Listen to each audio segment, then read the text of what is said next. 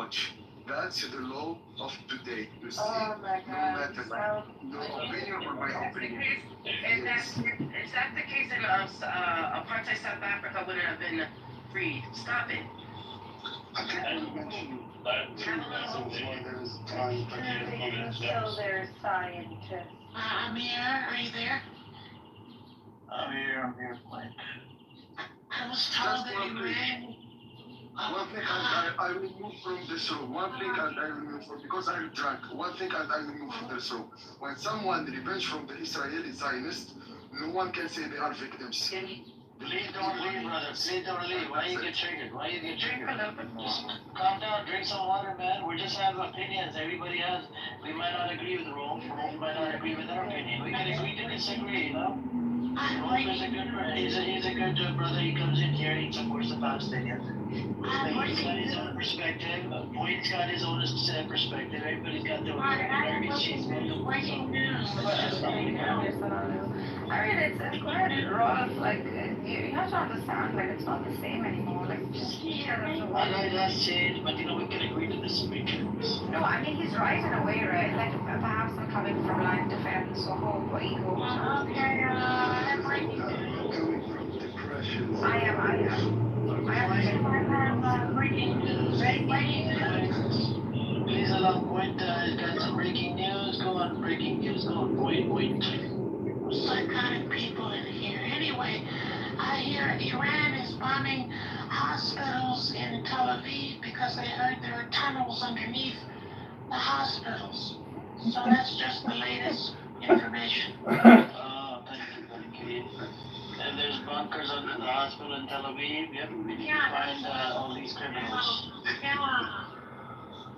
Circle back to the timing thing that someone was asking why now, Yeah. right? So I've got two viewpoints on this. One is the big picture, and the other one is a more immediate ticking clock. I mentioned it, the ticking clock a bit earlier in the room, which was, I don't fully understand it, but there was some issue with the US imposing sanctions on Iran, and then because of the way Trump did some negotiation thing, he's basically taking the pressure off of those sanctions, but now there used to be a snapback thing where if the US decided they ever want to resume sanctions, they used to be able to snap back, but now they can't. So the way the UN is set up now, there is a due date where all the sanctions will expire on Iran, and so some have argued that this means there's more of an urgent pressure to regime change Iran sooner rather than later. Now, I don't know if it's true, but it's an interesting point of view. The other point I want to make is just a bigger picture, which I want to repeat this in the room here. I believe all of this is pressure driven by the geostrategic thing going on in the world, which is the West is losing power and influence compared to the East. China is our rapidly rising driving force in Asia and is sucking power and influence and resources to the East.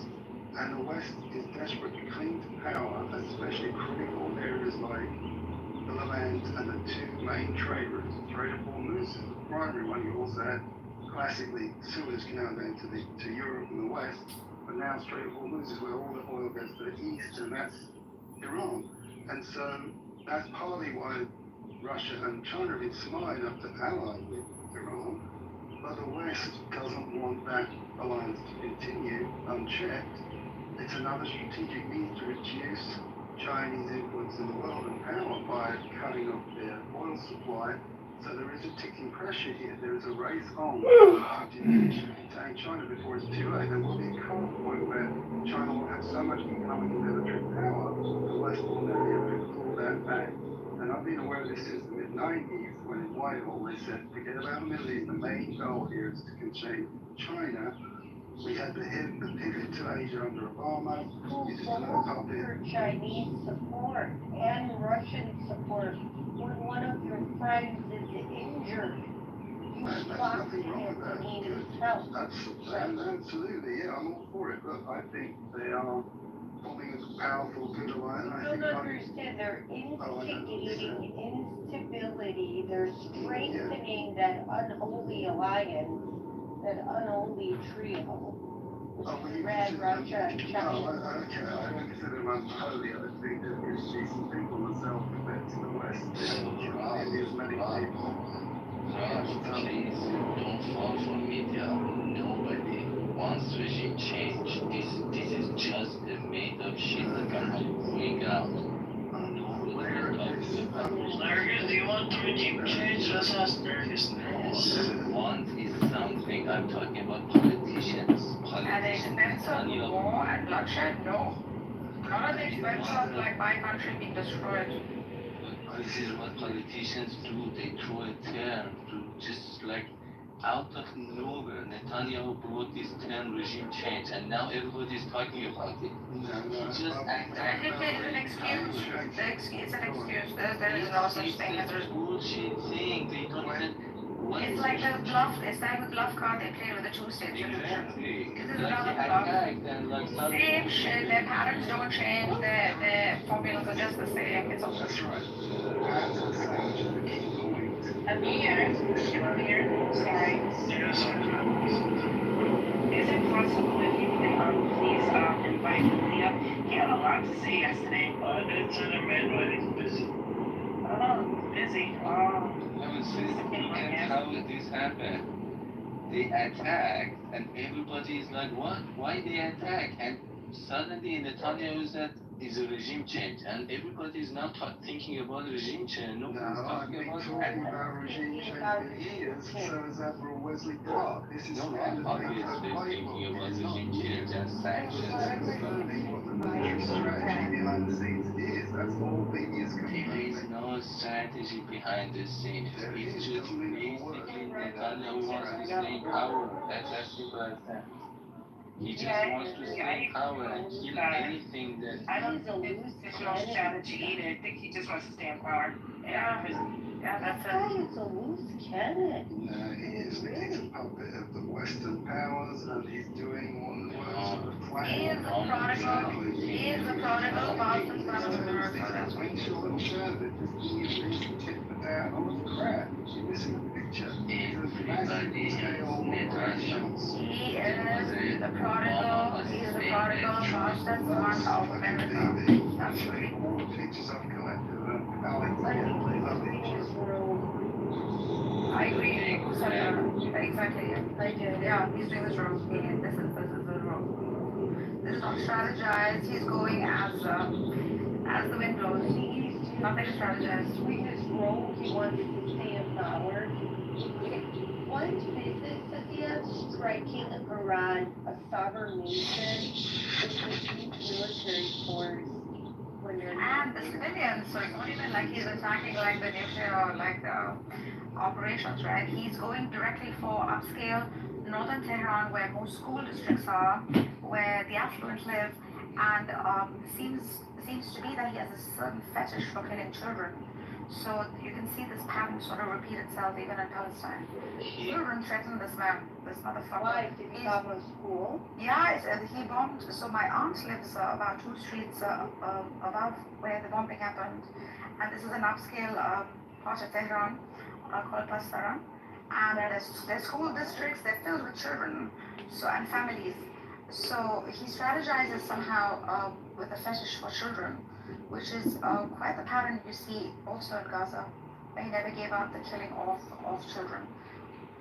This happens to be a pattern, I think. Because he wants to be in the news. As long as this gets more blood, this war will not end.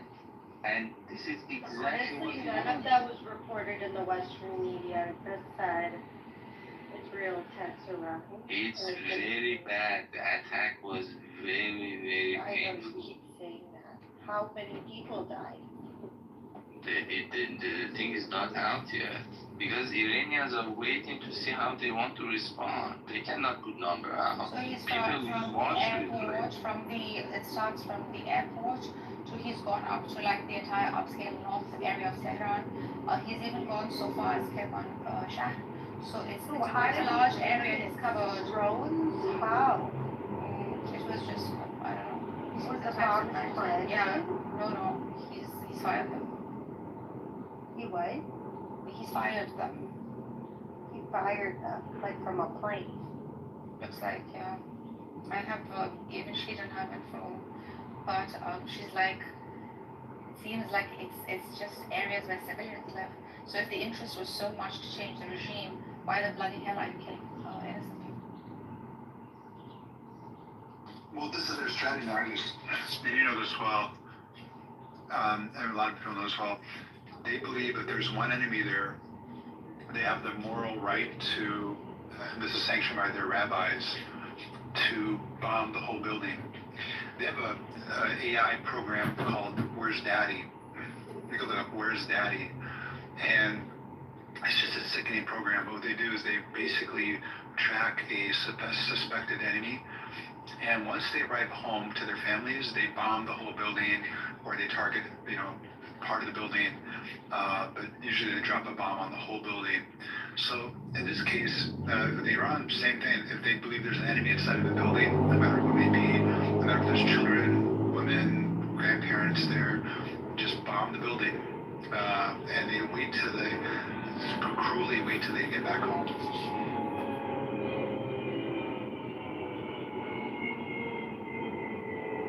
This Netanyahu is like a baby which is breaking everything, and his parents are just defending his action. So, Ron, there is no strategy. This is a crazy baby. This is breaking this. Unfortunately, Israeli society is 95% aligned with that kind of sick mentality, and it's not confined to Israel. You have US companies like Palantir operating, assisting with those kind of sick operations.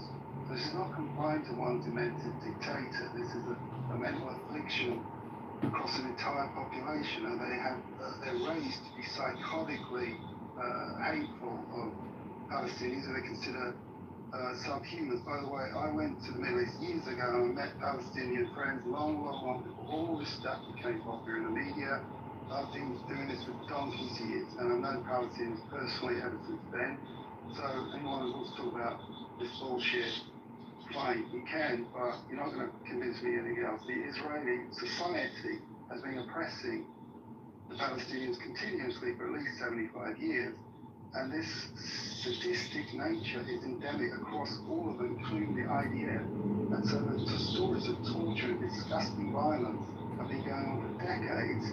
This is not new. It's just taken to a new level of precedent, to a Holocaust level. But until now, there was also an ongoing atrocity by an entire society, and replacing the Benjamin Netanyahu will change the trajectory they're on. It's so true. Cleo is on the same as Reagan. There's many things saying Netanyahu is not extreme enough. We have to get with a deeply sick society. It's not going to change anytime soon, unfortunately. I want to push back on this. Germans, yes, many Christians are anti-Jews. Germans were anti-Jews. But it only took Hitler to make Holocaust. I don't think all the Jews are anti-Palestinian. It's just this Netanyahu has some sort of power. I don't think you've followed the history of Israel closely. If you to say such a thing is extremely inaccurate, it's just factually inaccurate. I'm sorry. That's absolutely right. The Israelis despise the Palestinians. Well, you can downgrade it just to Netanyahu. Like he has been there for 20 years, and before him, they even assassinated their prime minister and presidents to establish a relationship with the Palestinian. The more you read the history, the more you see how fucked up this society is. Exactly. True.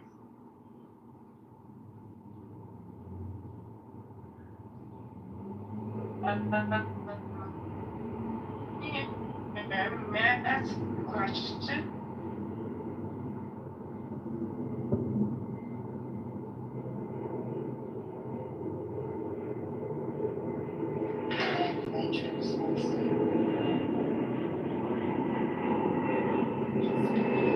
I don't think we should call him that. He has a big baby. No, this guy's like a Hitler.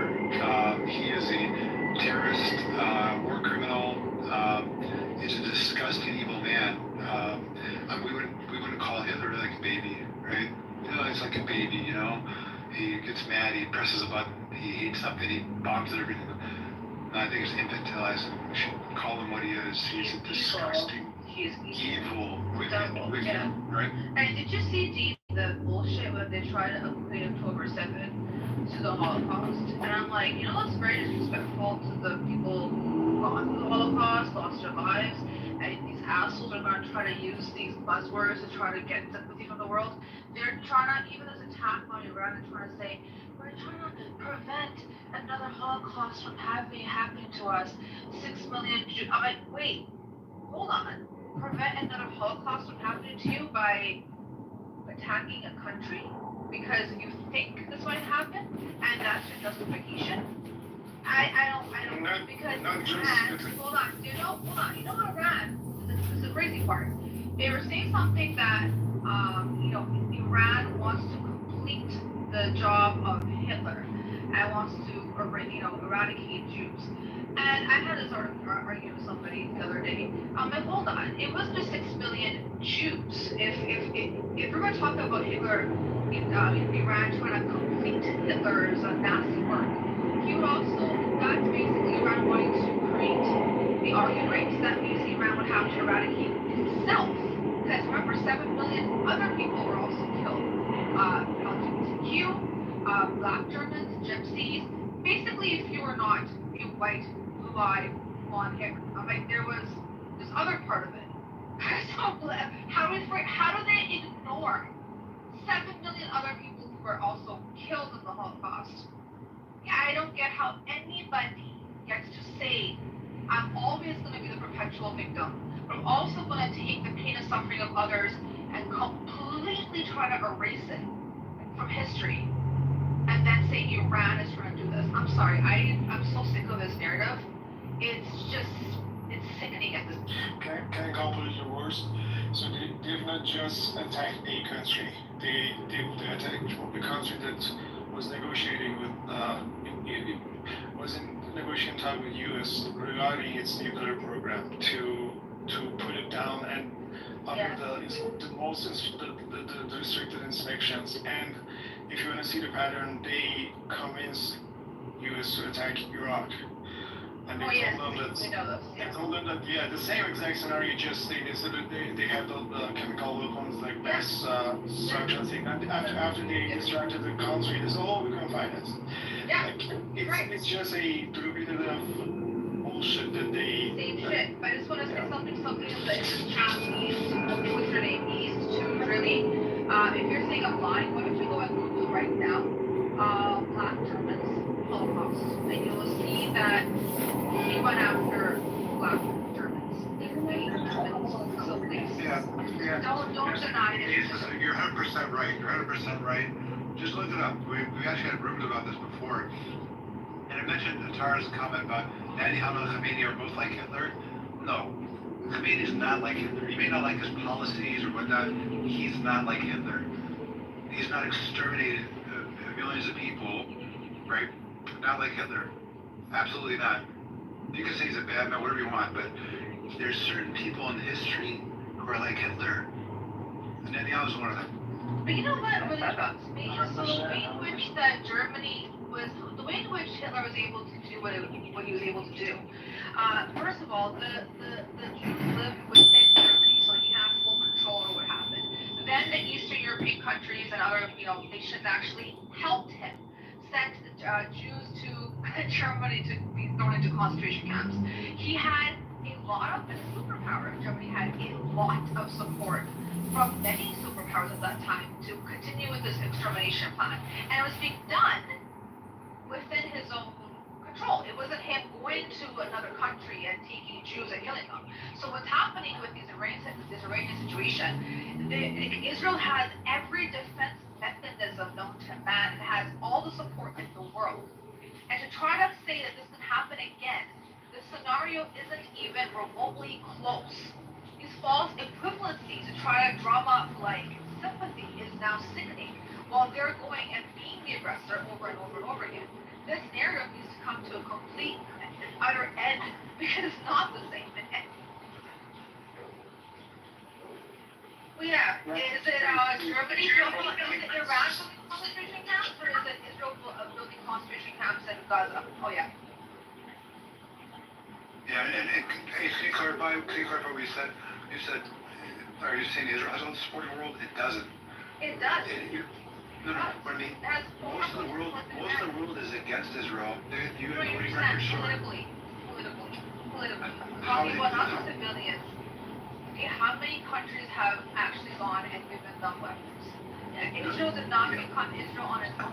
Since 1947, 1948, most military aid has been given to them by the USA. They haven't Yeah, found no, of course, it's the West. Most of the world is against Israel. They vote against Israel. The voting records, public opinion polls also reflect that. And then the second thing is that why a lot of the world not responding? Because they know if they get involved, U.S. and Israel basically like tied to the hip. If the attack on Israel, they know it would be like attack on the U.S. U.S. will respond.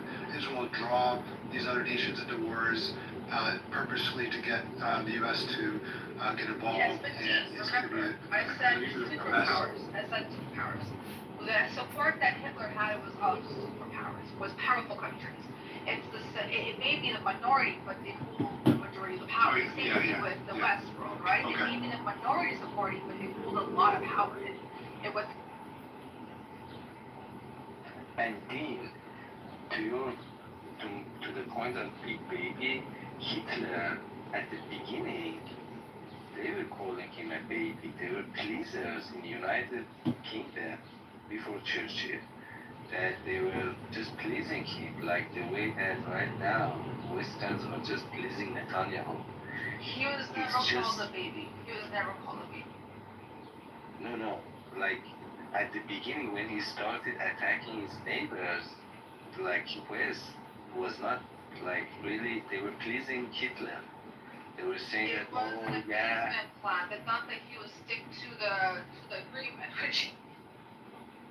So what I'm saying is that like right now they're treating Netanyahu as a baby. He will end up to be a monster. Like as a matter of fact, I said as a preventive act, we have to kill Netanyahu right now to prevent. No, you understand something. The entire Israeli government, and you see it's woven into their government. There's Ben-Gvir, Smotrich, there's many leaders, even outside of Netanyahu, who are so incredibly genocidal.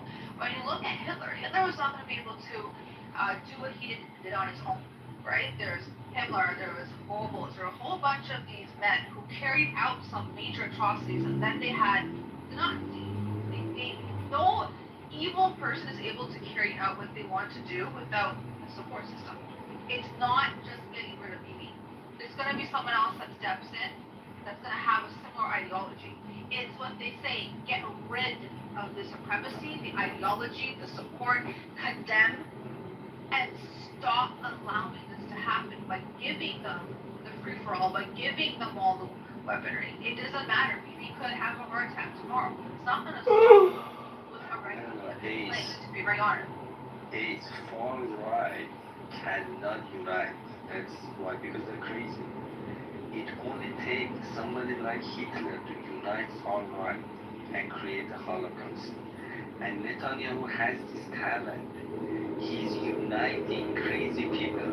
Crazy people are lonely people generally. It takes somebody genius to unite crazy people as a force. And if you kill that person, those crazy people just they go inside their like underground bunkers and die.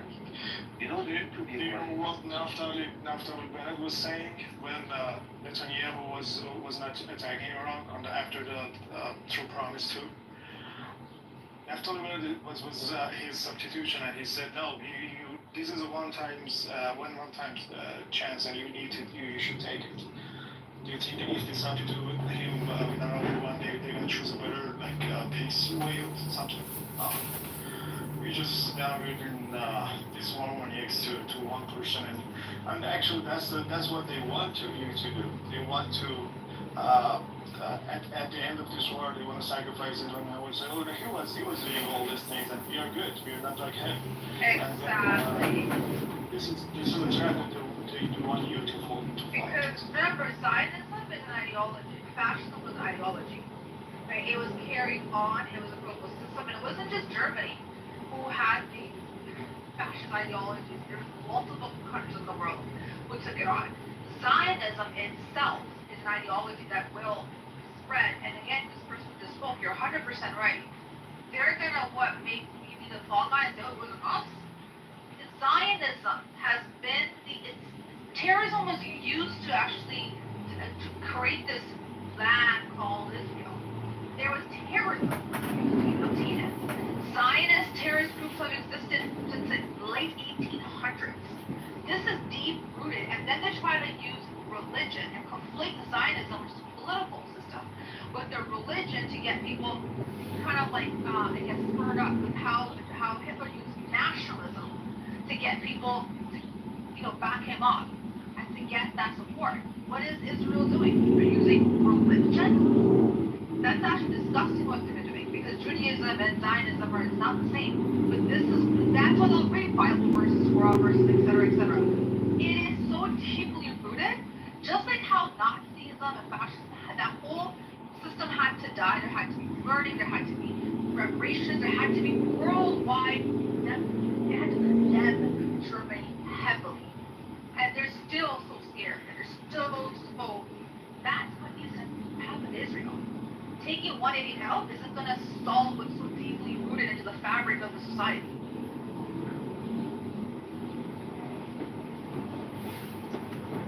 And if I want to get back to your analogy, there are lots of Hitlers in every society, but there should be a good society for that Hitler to be embarrassed with that society. Okay, so you can say there is one. No, there are lots of Hitlers, but they should find a place that they can go in, and they can be accepted, and they let them to do this. So that's why Netanyahu found their society and implanted this grow, and that's now you're taking the fruits.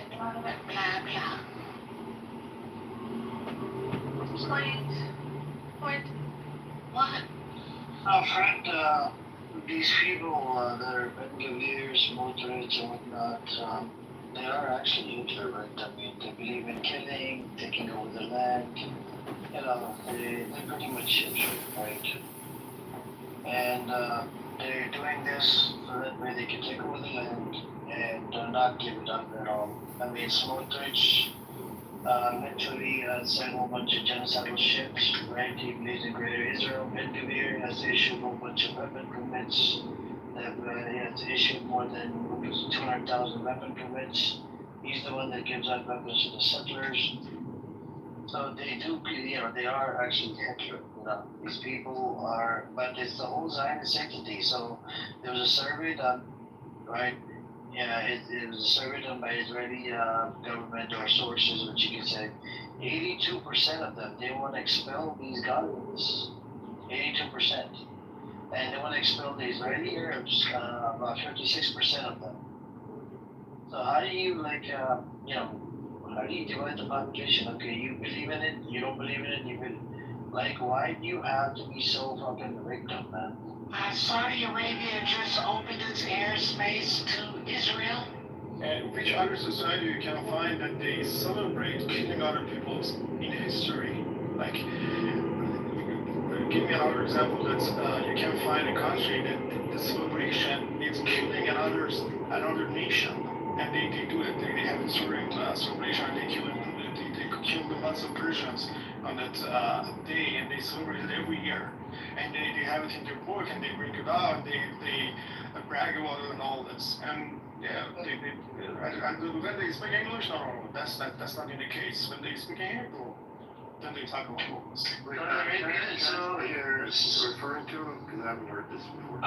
Point, I'm sorry to say it, but you're not saying the truth, because let's check Twitter. Sorry guys, but Mohammed, they were saying they're gonna allow the Iranian program to stay. To be honest, I don't really buy into this whole propaganda that Saudi Arabia and Israel are investigated because Saudi Arabia is home to the two Islamic holy sites. If they really go in that with Zionists, it is going to backfire, and they know it. So I don't really buy this whole thing. And Saudi, I feel like they're pro-Palestinian. Saudi actually convinced Norway, Spain, and Ireland to recognize Palestine last year, and I'm pretty sure they're spearheading the upcoming conference in New York. But Romney is open to Israel, okay? Wait, you said I gotta go check it again, bro. I mean, I don't wanna. Well, mute your mic and then check and shut up. My dear, okay, I got you. I got you.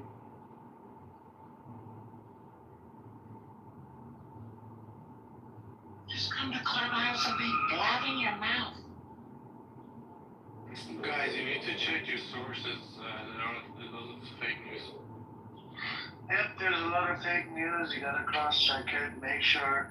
Read from Al Jazeera and read the mainstream source, and then the truth is somewhere hidden in the middle. That's how I look at it. Israeli news, there's nothing happened there, actually. Check Israeli news and nothing happens. Yeah. And also checking Israeli news and nothing happened. As soon as they attacked my country, I opened Tel Aviv Live. There was like millions of people watching it. So I got the Israeli news open in front of me, Times of Israel. It says woman dies of wounds from Iran missile attack. Israel said to strike the Tehran airport. So, and then when you look at the Tehran's news report, hold on, H, you're not getting the point. You gotta look into multiple sources to get to the truth. You can't just freaking say, oh, my source is the true side source. No bias. No bias. That's something that that's what I'm saying, that the Israeli Pakistan saying, oh, they killed civilians, they didn't hit any military bases or any critical spaces. That's what I'm saying. That's something that Israel said by accident, I think, or let some intel out by accident, is when they did it twice, and they asked people to stop recording impacts in Israel of Iranian missiles because it gives information to the enemy. And that was from the Israeli government, from the IDF spokesperson. So that tells you right there there have been impacts in Israel, which is the very thing that they're trying to hide. Oh, they have lots of impacts. I can send you a couple of links to check out. See ya. It's so weird that you're down there in the bottom, Amir. Yeah, it's where he belongs. Oh, hello. Getting their keys. I don't think it's so much about intel, Alberto. Or intel. Iran, they probably have mapped out better than any video. Mapped out better than any video that somebody uploads in Israeli television. Exactly. The reason why I think they're really doing this is because they don't want to see themselves getting attacked. They don't want the world to see this happening. Control the narrative, yes. Iran is using, and Iran said this, that they're confirming their strikes by satellite. So they know what they're hitting, and if they impacted by the satellite footage that Iran is getting. I mean, Iran has satellites. It's crazy to me how they started it. They've been bombing Lebanon, Syria, the Gaza Strip, and now they bombed it. Started with Iran, and now they're the victims. Well, so what happened?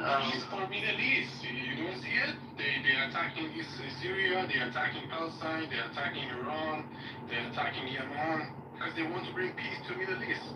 So earlier today, somebody said that Israel used a massive cyber attack, which left the Iranian air defense system compromised. If this is the case, I'm betting that Israel didn't or underestimated the capabilities of the Iranians to adapt to that, to reset their networks, because it seems like Israel wasn't prepared for the onslaught of missiles that are hitting Israel right now. I think they thought that they would have Iran neutered for days so that they could do whatever they needed to do and destroy everything that they needed to destroy. But it's anything that makes sense to me because I can't imagine why Israel would attack Iran when there's no way of winning that war. You know, an air war with Iran. Edward is right. There's no way in which they expect a speedy comeback. To be fair, I don't think that the comeback would be that quick either. Trump Trump wanted the focus switched to something else because Trump was drowning in America. I told you why. But you don't listen, Edward. Go sit in the corner. No, I just don't buy that. I just don't buy that. No dinner for you. No dessert for you tonight. Okay? Go sit in the corner. I don't buy that because I just don't see the because it costs so much money and time and resources for Israel to do something like this, and just for Trump to save face isn't enough. Wasn't somebody being very proud and annoying yesterday about Israel? The guy bullied. Why is he down here? He was like, I told you so, and people say this all the time. Don't say you told me so about something so general. You said you never, he told me, you said Israel would never attack Iran. And literally, I said this at least a couple of times a week in here, where I said the only thing that Netanyahu could do is to pivot. He tried pivoting to Hezbollah, they didn't react. He tried Syria, they didn't react. So the only thing that's left to do is Iran. Said that multiple times. But he wanted to come in here and say things about how smart he is and how he could predict the future. It reminds me of all these guys on the internet that try to get you to sign up for their investment newsletters. And they tell you, I predicted the crash of 2008. I predicted this, and this. But it's easy for you to say after the fact, but do it before the fact. Come on, Edward, he isn't. Huh? Come on, Edward, he isn't. No, I don't think he's stupid. Gotcha. He's Are you a Trump supporter, Edward? I mean, given the choices I've had, so, I mean, it's a conditional support. Do you believe in social dominance orientation? I don't know what that means. It means that you believe that a certain group of people should show and have dominance over another by the hierarchy and how its framework is. No, of course not. No. Did Trump have a military parade? Do you believe in association with, affirmative action? Do you believe in affirmative action? I believe in, whatever affirmative action is today, I don't know if it's, the way it's done today is... Well, now, it's a war on anyone who's an immigrant in the U.S., which we're all immigrants in the U.S. Yeah, but, I voted for Trump because there wasn't another option, and I know he's decisive, so there was at least a chance for him to... Technically, there were lots of options. Technically. No, there were only two. Technically, in the U.S. democracy, there were lots of options. You saw it as a left-right argument because you drink the Kool-Aid. There is other options. We're a two-party system. There were other candidates. They were not on the ballot. You mean Jill Stein? You only had 2 people on your ballot. There was only 2 people at the end. You only had 2 presidential election candidates on your ballot. Well, Jill Stein was there, but she didn't. So don't tell me you only had 2 options. Wait. Okay. Jill Stein ever since she's lost, hasn't put anything up on her TikTok or social media. Yeah, she's a artist. I told you. I didn't vote for her, but all I'm saying is don't don't tell the greater people who are not Americans that there were only two options, because there But there weren't. are only two There options. weren't only two options. And they're all dating Jill Stein. All right, boy. I mean, who cares about Joe Stein? But Amir was dating her. So he cares. He cares. okay. The parade is tomorrow. I don't agree with The national protest for anti-kingship, for Down with Kings, is tomorrow, and his parade is tomorrow, if you were asking. Oh, okay, yeah, I'm going to Bryant Park. Okay, what's down with Kings? And also, there are two parties that actually that have a chance of winning the It president. says say no to Kings. It's a protest to say no to Kings, meaning that Trump thinks he's a king. He called himself a king. Oh, got it. So all the military veterans. I like that protest. Military veterans. Yeah, the military will be there, and police that don't believe in a king, and construction workers. So it's going to be real interesting. Yeah, because they say no to kings, no to tyranny, no to cock sucking. They don't suck cock. Yeah. Yeah. I don't believe in a monarchy system unless I was the monarchy or the monarch. So you believe in Israel, then? I was just being. I'm joking.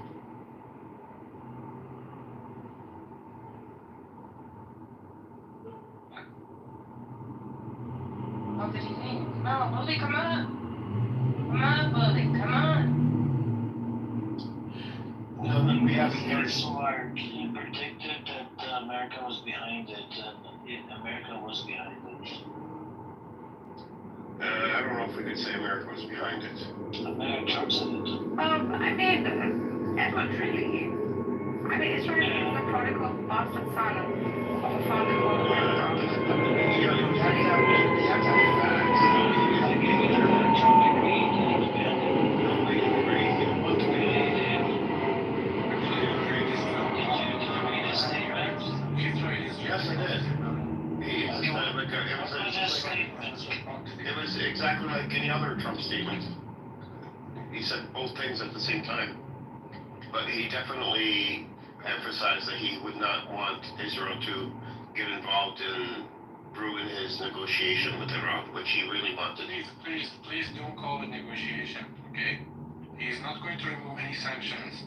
He's not going to give any credit to Iran. It's not a negotiation yet. H, 1 second, brother, 1 second. And Reuters has reported we knew everything Trump tells about Israel strikes on Iran. What do we do about that, Edward? Serious find Edward believes everything. Trump said I can't believe everything if I can't hear it. Go ahead. Trump said, it was reported in the Reuters, we knew everything Trump tells Reuters about Israel strikes on Iran. Yeah, they do. So they Also, Trump. Also, when Iran struck twice, the U.S. knew because Iran told the U.S. Iran did, but I'm talking about this right here. Remember, you were making the claim that America did not know about this whole. No, I did not make that claim. I absolutely did not make any claim like that at all. But America wasn't with it. I absolutely did not make any claim like that. You're changing the goalpost. I never made that claim. The claim that I made was that America would have known and did know because that was reported that Israel told America, told Trump, or told the White House. That's what I reported, or I said, and I distinctly remember saying, and this is what Iran did last year for Trump Promise 1 and 2. They reported both to the White House first. So that was not a claim that I made. Israel asked permission from America and then did the attack? Inform, not ask for permission. Yeah, You cannot shoot a missile without telling your ally that who I'm gonna hit. They will think that you're gonna hit them. Israel informed, Iran also informed last year. They both informed. That's not proof of anything. Did America give? And the only thing I actually said, if you want to point to anything remotely, like I did say that I believe that the U.S. provided satellite and intelligence to Israel. May have, because Israel may have more intelligence on Iran than the U.S. I don't know, but that's a possibility. Something personal, or is it intelligence and all other things, not just taking over the third person is just bombing fire to each other. So US, France, and the UK are doing 70% of the job for him.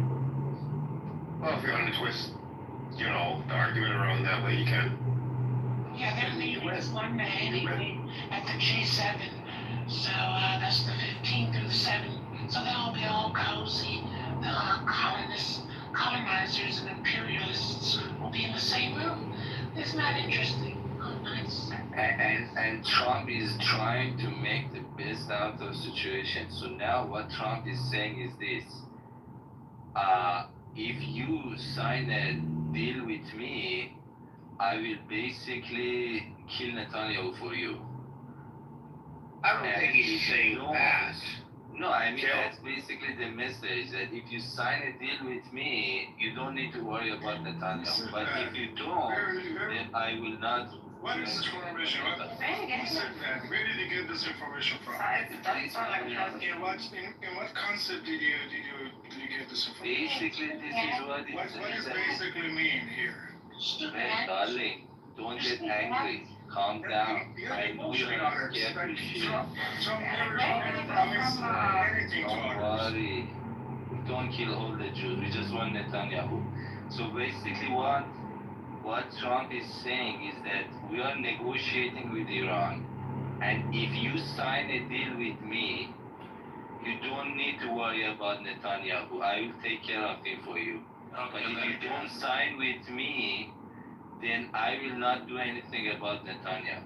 That's basically Trump. That sounds like Trump, but not the kill part, but that does sound like Trump. Yeah, but the kill is like this spice. Like not to attack Iran. I understand what you're trying to say, but the problem is they set a meeting on Sunday or Saturday, I don't know. Today until Sunday. Yeah, it was today, and they attacked yesterday. So that's a nasty job the U.S. played here, and killing people while they're sleeping. That's against anywhere, any human being you ask them, this is a terrorist attack. You don't have to wear Arabic clothes to be a terrorist. That's what the propaganda is saying. You can wear a very beautiful American helmet and be a terrorist. That's what they've been doing in Iraq, in Palestine, in Syria, and in Lebanon. And Iran will be hitting a U.S. base between now and tomorrow. So, Amir, those guys didn't tell you ahead of time. See, you never listen. I don't know if they're going to go that far, Point. I don't think they're going to escalate. You never listen. The Iranians escalate very slowly. Yeah, we don't work like that. We don't work out of reaction. Reactivity is a very Arab quality. Yes, man. I just defended the Iranians. I said that they don't look like. Yeah, I agree with Edward. Yeah, I agree.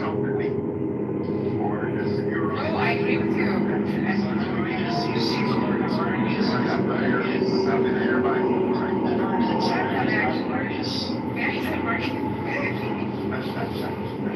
Arabs are very reactive. In geopolitics too, so the politics of a nation reflects the personality of the nation. America is complicit with Israel's attack. Trump even said it. He said, I knew and I wasn't going to say shit. So Iran is going to hit an American base and just not, Putin's going to say, well, I knew, I just didn't say shit. No point though. Iran also told America, and only for True Promise 2, America held the information back until 2 hours before it happened is when they told Israel. No, that's when You believe that? Yeah, I mean, they were kind of hard. Stupid ass. Iran officially announced that they talked with their UN, that if they guarantee this is going to be the end of the war and they don't want to get involved in the war, they just want to show off the military capability to Israelis, and also it's the right to defend their country also, because they breached Iran's embassy in Article in 51. Syria, I believe. Yeah, so that wasn't. They could easily target civilians, and the missile which they couldn't intercept. No, wait. You can't target civilians. Well, if you call us the terrorists, we were never done such a thing like this. I think we all agree on who is the terrorist. This is. No, maybe I'm misunderstanding what you're saying. Were you being sarcastic? What he's trying to say, yes, let me explain. So he's trying to say that in Promise 1 and 2, Iran launched like more than 300 or 400 missiles, and we didn't hit even one civilians, okay? We just hit air bases and military bases and all this. That's not the case when Israel is hitting us. First they kill some civilians, and they might kill some other people, like military persons, and not just us. In every other cases, they don't care about the civilians. They see the target, they go for it. If 100 people are around it, okay, they got that. Yeah, no, I thought you were saying that Article 51. In any war, if you kill civilians, you don't actually make a damage to the country, because civilians will not achieve anything for you. It's the cheapest target. Any country who's attacking civilians like Israel, they should be so stupid, or they have genocidal ideas. This is a fact. Like if you kill one person, what is going to change? But if you hit a military space, that's billions of dollars. Except it's not a war, my dear. It's an attack. It's a murder. And cowards attack at night. Cowards attack children. Cowards attack from the back. They brought down entire apartment buildings. I mean, that was the first thing they did. You know that it's a heavily loaded school area, right, Edward? Is it? Yeah. Up north, like the Pastaran and that entire area is heavily schooled. A lot of like affluent people live there. It's a very good, that entire region is well established and a good neighborhood. So, I mean, these are all targeted, as I said, fetish for children. This motherfucker has a fetish for children. To end civilizations by getting rid of the future, which are kids. I don't have sides, but I believe that Israel had to attack civilians because the Hezbollah, the terrorist, was hiding between them. It's a tactic they use against Israel for a long time. Alexandra, I heard Iran is bombing.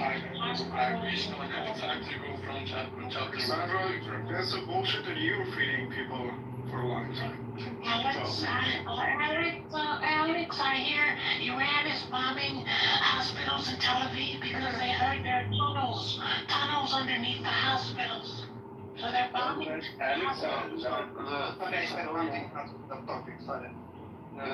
civilian killing civilians. I think was it Marcus that was mentioning as a short term or as a type of objective. That's called a tactical objective. And tactical objectives are when you go after an objective that really doesn't match with your strategic or operational objectives, and they're short term. They're made to, for example, just destroy something that benefits you. If it's destroyed, doesn't really benefit the entire battle or war. And so Gaza has been one big. Gaza has been one big tactical objective for Israel, and they had no strategy or even operational objectives going into it, and that's why it's a failure. That's why it's a failure. Well, the proof is right there. I mean, it's most of God's Their agenda was to annihilate the region, to flatten it. That was their agenda from the very beginning. But that's a tactical objective. It's not a strategic objective because Strategic being that if we do this, then the U.S. can put a port on the outside. Come on, Edward, you got to think bigger. I know that you love Trump, right? And you play the dogmatic approach to defending him. This isn't Trump. I don't know what you're talking about. This has nothing to do with Trump or the U.S. Okay, you don't think it has? You really don't think so? What I am saying. What if you're wrong? What I am saying. What if this has everything to do with the U.S.? Okay, what I am saying is nothing to do with Trump. Let me ask you a question. Are you aware? Are you aware that there are U.S. colleges right now that anybody could vote for whoever they want? No. You don't attack people for who they vote for. You shouldn't attack anyone for who they vote for. I don't do it, and nobody else in here does it. You shouldn't do it either. I'm not attacking you. I'm trying to argue. That's what I'm saying. No, I was in the middle of saying something about Gaza. Nothing to do with Trump. Because I'm safe. I'm selling my house in the US. I'll definitely do the same thing you did. He's actually right, you know. It was just Trump is very white. He's a US citizen. Who else do you want to keep him the same? But I'm tired of the left-right argument and blaming the left when the right hand is the one in charge, or blaming the right when the left is the one in charge. Exactly. Gaza was a power play. I don't know. Completely a power play. But that's your opinion. That wasn't my claim. That's great. If you look at the maps and the agenda and the Ben Gurion Canal, all of this was orchestrated long before. So you can call it that's nothing about what I was talking about. How did they gain? I was talking about how war is conducted. These are the three types of objectives that wars have. That's what I was talking about. I was not talking about who gained what. I was talking about how tactically did this benefit Israel? They've colonized almost the entire region. It didn't benefit Israel tactically. Or it did benefit them tactically. It didn't benefit them strategically because right now Hamas is still there, so they did not meet their objectives. They didn't meet any of their objectives. That's the whole point. You don't win wars based on tactical victories. You win wars based on strategic victories that you carry out. This is war against It's war against Palestinians. What do you mean? I think one of their objectives we're missing is not just whether Hamas doesn't matter so much to them. Hamas is just the boogeyman they've ascribed for as a ploy, a decoy for their greater agenda, which they've already spelled out. Absolutely. Nargis, finish my sentence, please. Good job. They have Hamas is just another puppet that is useful for their own benefit. I agree. Yeah, they want to flatten. That means to flatten Gaza, kick all the Palestinians out, to colonize it, steal the land. Usurp its resources, which are Palestinian resources, natural gas, and oil, and so forth. We know about. And there are this $500 billion. You know that there's colleges right now signing agreements with Israel to build satellite campuses over in Israel on the new colonized territory, which is called Gaza. Can I please speak? Reference for that warning? Yeah, I sure do. Why don't you look up University of Utah?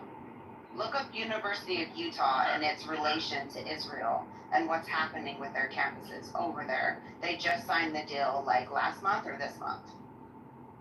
Can I speak? Israel came to the land of Palestinians and put them in that position to be upset.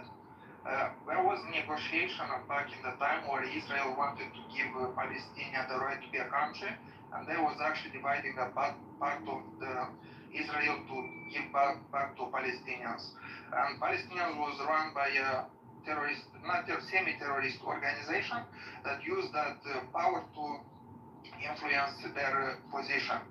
When the agreement was about to be finished between those two leaders in USA, Palestinians suddenly said something about a piece of land that is not in that region, which is a mosque, but it's not so important, and ruined that agreement. They played the whole thing just to get a show. Israel done many things wrong to Palestinians, and they didn't have the right to take their land and oppress them. But they was dealing with a situation when terrorists are actually the state. This is a very unique situation, which no country has the legitimacy to have terrorists run the country. And the fact that they committed this terrorist attack was a very good reason that Israel was waiting for such a reason to invade Palestinians and finally put them in a position to absolutely control the whole region. And they used this reason and they owned Palestinians just because they want to control it, and they want to never give back the country back to Hezbollah. So so the Utah thing is they signed an agreement in Ariel, which is a settlement, not in Gaza. It's in the West Bank, bro. But it's not That means Gaza. they're not colonizing the West Bank? Well, they signed it in the settlements, which is bad, but it's not Gaza. Yeah, And you because don't think that that's gonna pull over in Gaza? maybe you misheard, but maybe we misheard, but I think you said in Gaza they were I planning. apologize. No, I'm talking about the new colonized region, which everyone is calling Israel. And when I say the new colonized region, this is like the last 60 years, last 78 years, right? That's new. Some of the people in this room were born within that decade, right? So, If time is important, Israel used to be a country in ancient time in that region. There was like discoverings of their. There was never a country named Israel. Never a country named Israel. I majored in history, bro. Don't say lies. And the settlement thing is significant, Maury. I'm not downplaying that. oh, I understand. It's a domino yeah. effect. If Utah is backing it with their dollars, Yeah, no, this is bad. then it's just a matter of time before other, and the fact that this is a problem within Utah. I mean, I don't want to make this about something other than what it is, right? But how Utah is approaching this goes against our state legislature. It goes against our state policies. So it's not only an issue on a federal level, right? But now we're at a state level. Actually, it is an issue at the federal level because University of Utah receives federal money. Exactly. I'm saying that. It's a problem federally and on a state level. It goes against Utah. It's problematic, and we'll just leave it there because it's new, and I don't want to give it more energy than what it has because I'd like to see it fizzle out before it ever gets, deep roots in the region, because it's a huge problem to have a U.S. privatized school in Israel. That's a huge problem in my opinion. Morning, I really think you are making something out of nothing. It was important. No, Really? it was. I'm going back to Gaza. So let me ask you a question. How many students wait. right now, pause. Wait, How many wait. students right now are having their exchange student visas No, I'm dangled talking in front about of their Gaza. face if they say pro-Palestine? I'm How many talking people about are Gaza. facing deportment and their visas revoked if they Morning, support morning. Palestine? No. Don't minimize what's happening here. I know. I'm not talking about that. No, you I'm don't. saying that. You don't. I'm saying that. Your opening statement was like that, way, Frank. I It's know a that. snowball. It's a snowball. And it's rolling downhill very quickly. I'm talking about the bombing of Gaza. Democracy is a very loose term right now in the U.S. because our democratic right to protest is being stripped from us. Our right to be on this soil and be defended by being on this soil is being overlooked by the ICE agency. There's a lot of things happening in America right now that don't stand for America, that go against our constitutional right and our Bill of Rights. So it's not a big deal. It's a huge deal. But Netanyahu was going to jail right before October 7th. It is as simple as that. And he just hit Hamas Our US President Trump held a chair for Netanyahu as a war criminal in our country and didn't arrest him. He housed him, hosted him, gave him, bread and water. We are co-conspirators at what is happening in Gaza, and don't minimize that. And any dogmatic approach you have with that, Edward, yes, Trump What is... dogmatic approach? I don't have any.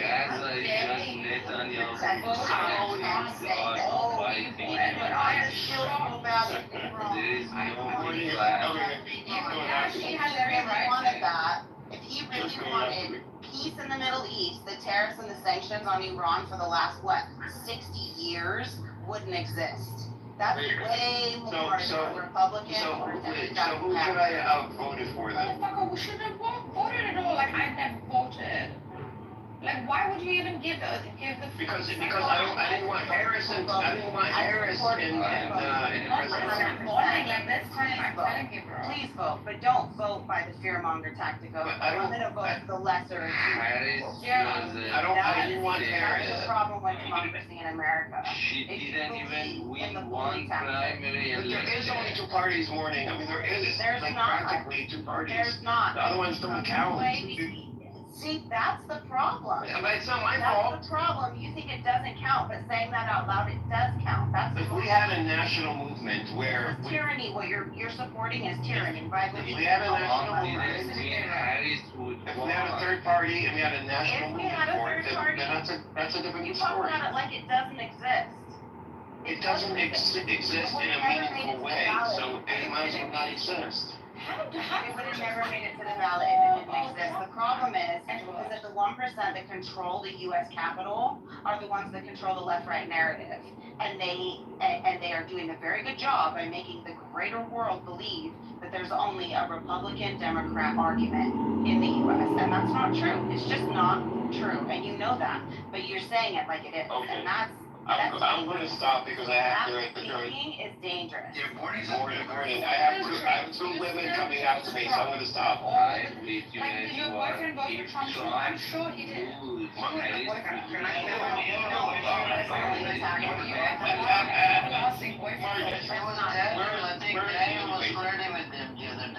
No, that's not what she meant. That's not what she means. Oh, me and Cynic are the same. You and Cynic sit in the room, argue for hours and hours about I don't even know what. Like I don't even say. You know what? I don't even. No, I don't listen, Amir. I don't even go on stage and I go in the room. I listen to them. I don't go on stage because one of them or one or the other would try to get me on their side, and I have no idea what they're talking about, and then I end up getting yelled at. He has aged me because of who he is and stuff. He's Did your boyfriend too vote for Trump? Because it's coming for him. Morning, I have to introduce you. Who, to Cynic? Yeah. Oh my God, that would be. Trump. I mean, if she introduced her to Cynic, that would just be World War III right there. So, Nergis, by the way, Cynic, he was promoting this idea. Do not let Trump get in the office. Try in any shape or form. He was promoting this on this app. And then he changed his whole, I called him out. I know. I called him out on his bullshit. I said, wow, you were promoting this idea anti-Trump, and then now you're pro-Trump. What the fuck just happened? Glad you called him out. You see what I'm saying? So I like to call him out, but apparently he does not want to understand. It's just like it's his way or the highway. Every other day, the party's changed, the loyalty's changed. Oh. Yeah, I know. He kicks people out, his own people out of the room, man.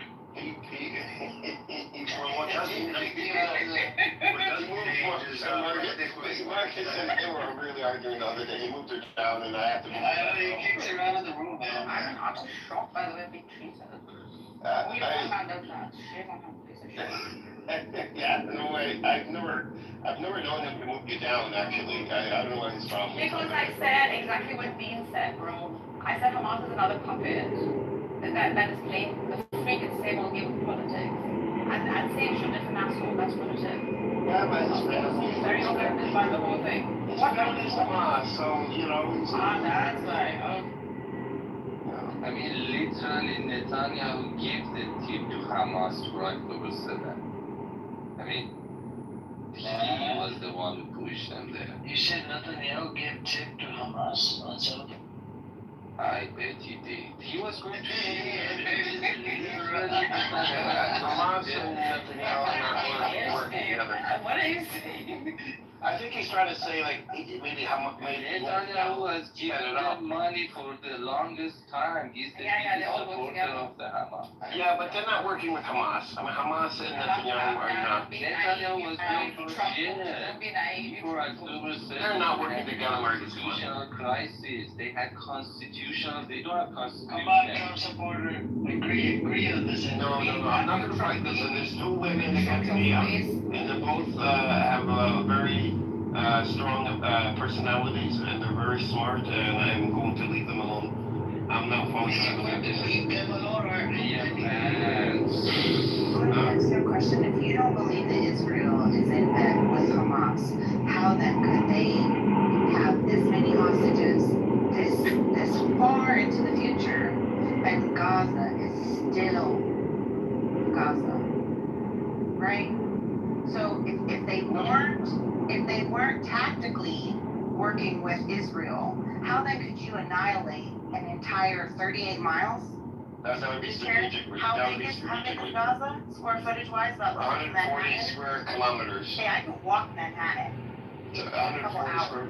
But no, I do think that Israel set up made sure that the music festival thing was moved close to the wall. They knew that the attack was coming, so they made it so that it was convenient and easy for Hamas to attack without being challenged. Fast forward over a year later, and you have millions of people starving to death, but Hamas is still alive and well, and their hostages are well fed. Well, that's because Hamas, I mean, every hospital, every school, every masjid, everything has been blown to smithereens, but these guys are somehow still perfectly intact. They don't have any shrapnel, they don't have anything. So how are they so strategically placed and protected that we don't have under tunnels pieces of Hamas right now? If you look at the they're under the ground. Children. Can I say? If you They're under the ground. If you look at the facts, Hezbollah is in they interest can of go Israel. to Iran, keep the toughest generals, and they cannot kill Hamas in Kazan on the Tell me about it.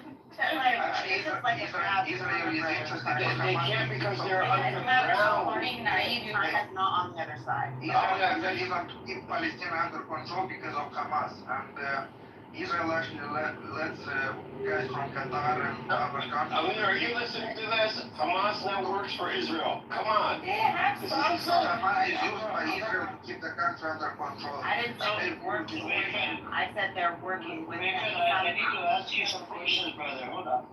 So, 7th of October. Was it just Hamas involved in 7th of October? Who did 7th of October? Can you tell us? So this was done by people of terrorist interests, but they believe that they can use this to influence the country. Okay, okay. Did Hamas do it themselves, or was it somebody else that did it? I think they work very good with intelligence from Iran and other powerful. Okay. Let me correct your narrative. Let me maybe give you a little bit, maybe educate you. Right? Okay, it's not from Hold on. Hamas is a political wing. Hang on, bro, hang on. Hamas is a political wing. Al-Qassam Brigades is a military wing. Okay? And there's multiple gangs that were involved on the 7th of October. It wasn't one gang. Okay, right there on the border too. You see, and some of them were civilian. They saw the door wide open. They just walked in. So you had civilians that were Palestinians. You had multiple gangs going inside and did what they did, and And not only that, they even went into, because some of the people were actually hungry and whatnot. They wanted to go grab whatever they can, and the intention was not to kill them. It was to grab them.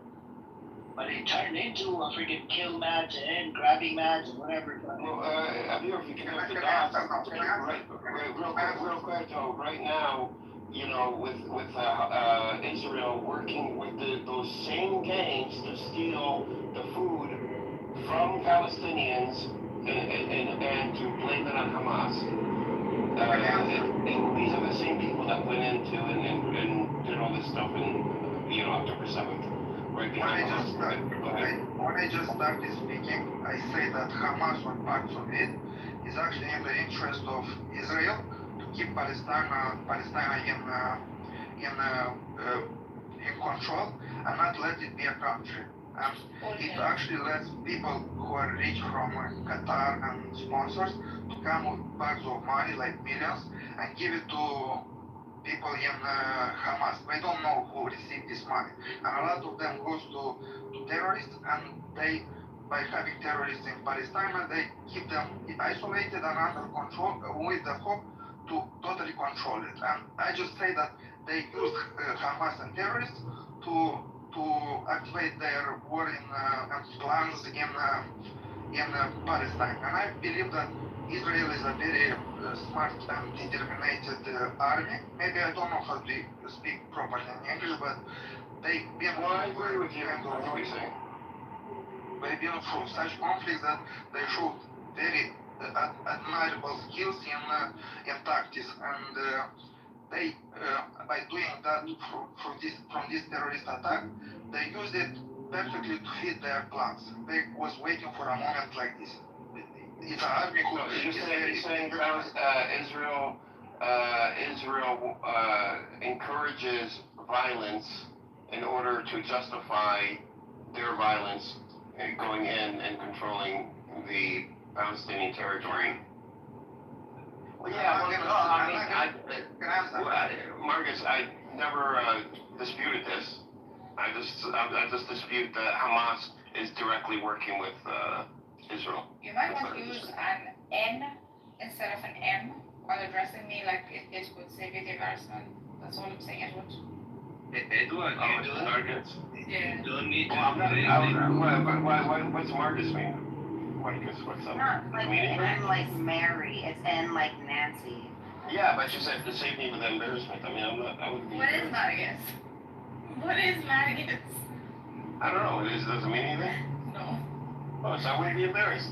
I'd embarrass you. Well, the most embarrassing thing is you voting for Trump. And then okay, can we get over this? Okay, you and Warning are not allowed to be in the same room together. Warning's amazing. She's lovely. Oh She's my God. spectacular. As a foreigner, I have an opinion about Trump. I'm also a foreigner in this room.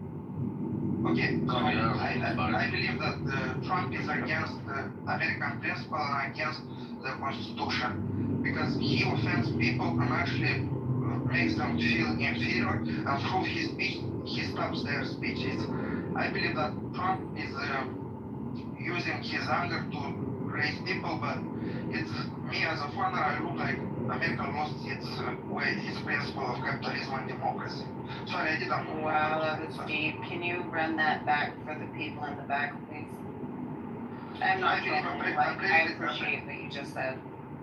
A president shouldn't be very good for economy or anything, but he should stand for being a right guy and not offending people and promoting good relationships and showing that he's a guy who is for goodness. But just by being him, I will not vote, even if he does great for economy and stocks and good relationships for the Well, considering the height of rent in the U.S.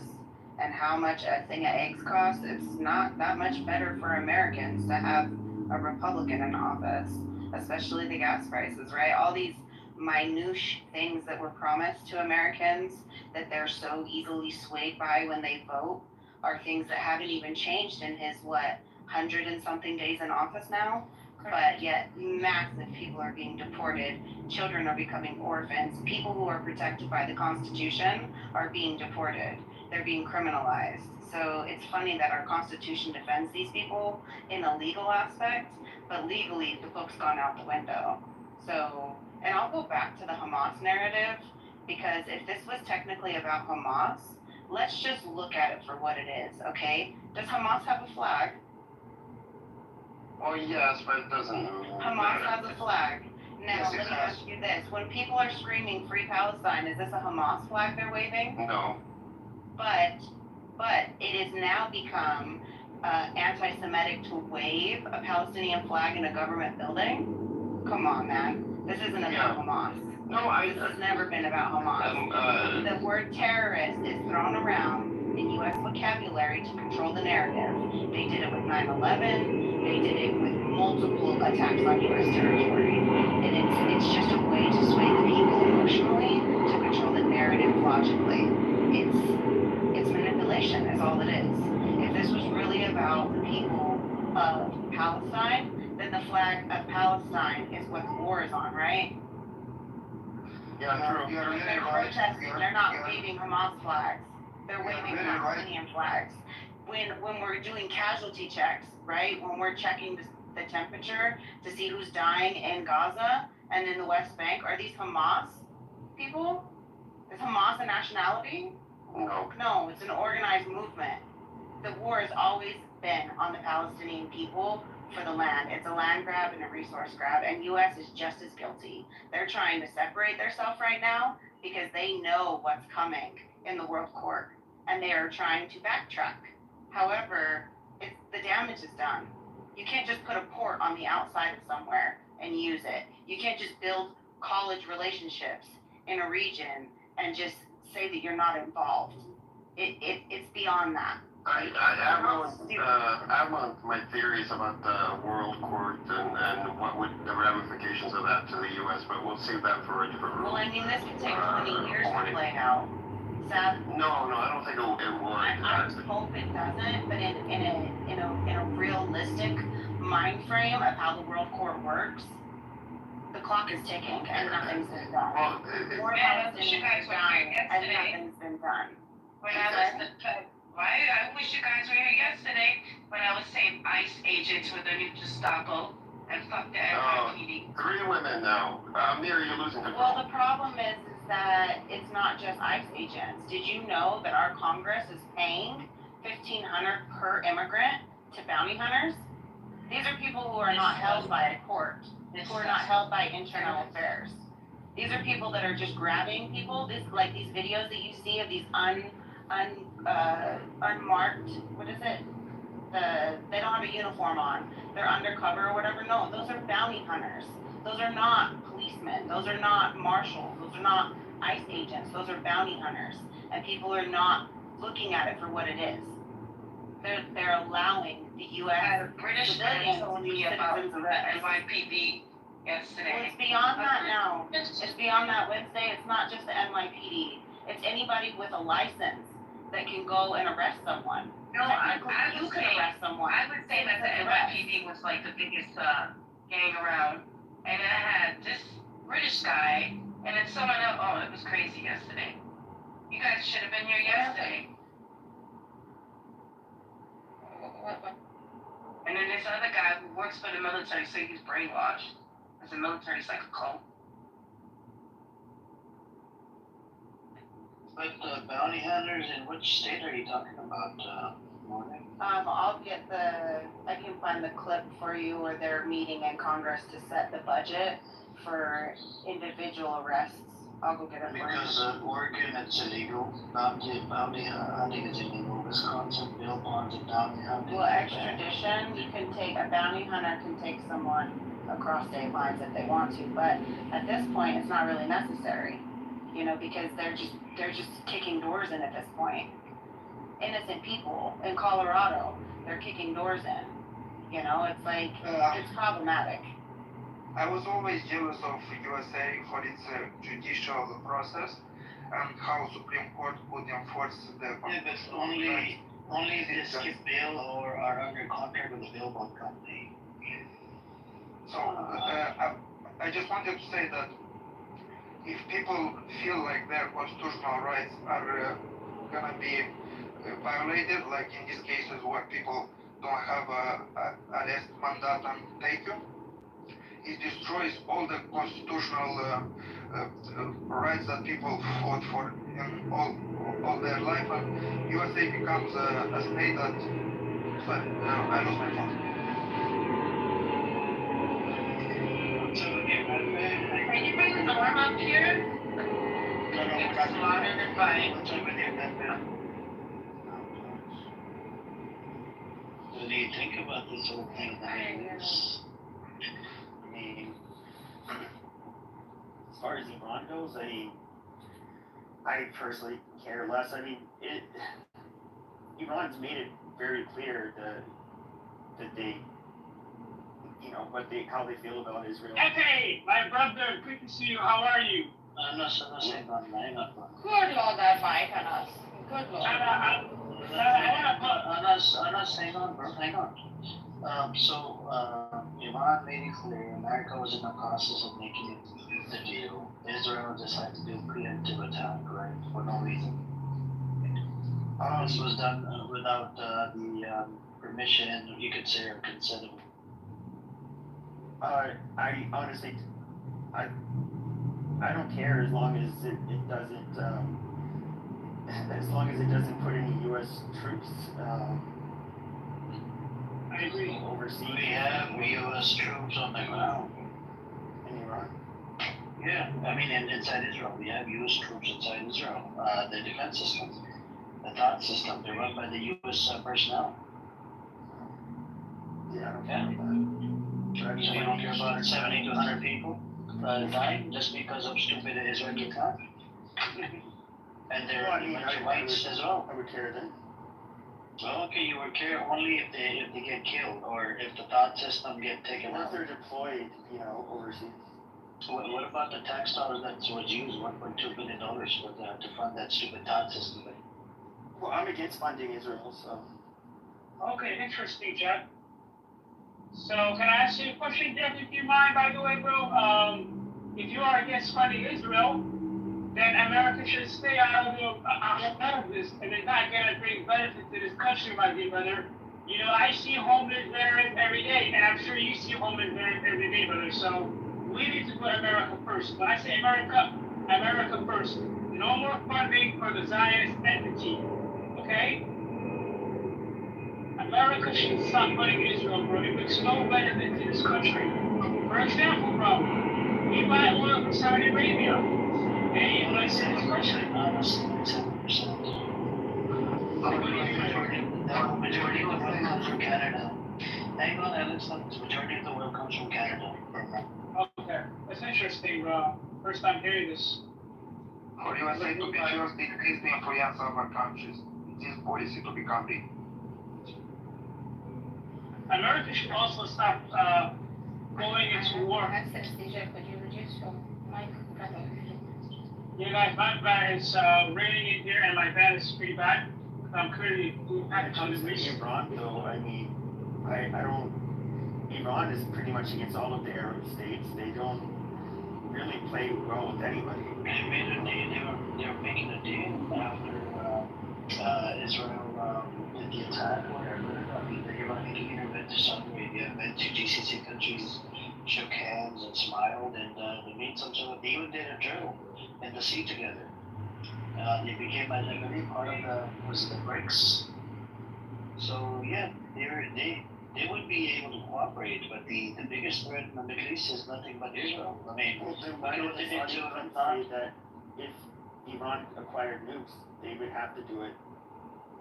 Because Saudi Prince is a cocksucker. So the Saudi Prince is doing it because, remember, you gotta keep this in mind, Trump made a deal. Trump said you don't have to normalize shit with Israel, right? And Trump said we're going to help you with the nuclear program, development program in Saudi Arabia, right? In return, you have to give us what, $3 trillion or $4 trillion in the next 10 years. That's going to, support and maybe add money to our economy, whatever. In return, so the MBS is actually buddy with Jared Kushner. So, they tell him to move right, he moves right. I mean, look at the settlements. You know, Jared Kushner is involved in the West Bank settlements. His family owns. I know they're involved with Israel, but not the West Bank settlements. Yeah, they're going to speak some. His cousins or family, they're actually part. And it's very crazy that they're all connected to each other. Well, I would just ask you this as an American, if we're not fighting Israel's wars or funding them, why should I care? $66 billion was given to Israel. I can't control the past. Did you just say you can't control the past? Yeah. It just happened like 18 months ago at $66 billion. Past teachers. Well, I mean, yeah, I think a lot of us Americans have a problem with it. And Israel is the only country that got the most fun.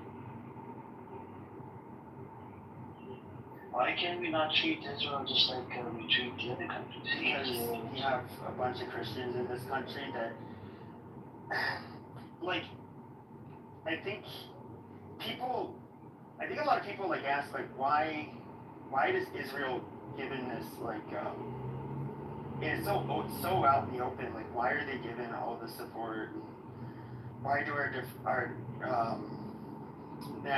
national or international why am I drawing a blank on that word, our international, when it comes to like international affairs, why do we give them so much attention? I think that because they're because of the especially the types of Christians we have here in the U.S., Israel is seen as a special place in a around a bunch of countries that are predominantly Muslim, and I think that this country would kind of be enthusiastically Zionist even if there wasn't really much of a Israeli lobby or anything like that. I think that's why it's so out in the open. There's so much enthusiastic support for them. You're right about that. I think USA supports Israel because it's own ally with the same agenda in the Middle East region. And even Saudi Arabia and Emirate countries, they are enemies with Iran, but secretly they want them to stay successful and be an enemy to Israel in their name, like a proxy war. And USA is keeping Israel to fight all of this, and Palestine is like a region where Israel can be kept in conflict and influenced by Iran and these countries who don't want to reveal themselves. Okay, why do you think they don't want to reveal themselves? Rats stay rats. From what I said, the Zionists out here, I mean, they're pretty U.S. Emirates actually have a very monopolistic economy. It's all run by businessmen and princes and relationship, and they want to keep the charade that they are part of the world. But by doing proxy wars with Yemen, Iran, and sponsoring countries like Palestine, Hezbollah, and terrorists, they secretly keep their power and the way to control the Middle East. Wait, so Israel finances Hezbollah and the Houthis? I'm not saying Israel is founding them, but it allows them to exist continuously. People have lots of money from Qatar and they give it to the devil. But doesn't the U.S. have a whole bunch of proxies? I mean, Saudi Arabia is America's proxy. You got Qatar, they have a whole bunch of military base. That's a proxy. You have Jordan right now, they're using the defense system to attack anything that comes in from Iran. Jordan is a proxy to America and Israel. So these are all proxy countries. What do we do for that? I totally agree with you, and the USA is... Hold on, Alex, about that. Yeah. So, if America can have a whole bunch of proxies, Israel can have a whole bunch of proxies, why can't Iran not have proxies? They need national security. Well, I wouldn't. Alex, brother, talk to Pepe. Okay, Pepe, not you, Pepe. I would say, I wouldn't use the term proxies. I would say Are they people who are maybe more or less aligned? And we are the superpower in the world, so will they more or less bend? Can we have a lot more influence on them than they can have on us? Yes. But when So they're given military bases by force. You do know that, right? You know when I was in Saudi Arabia when they set up a first military base in Saudi Arabia. Do you know how many Saudis they hated the U.S.?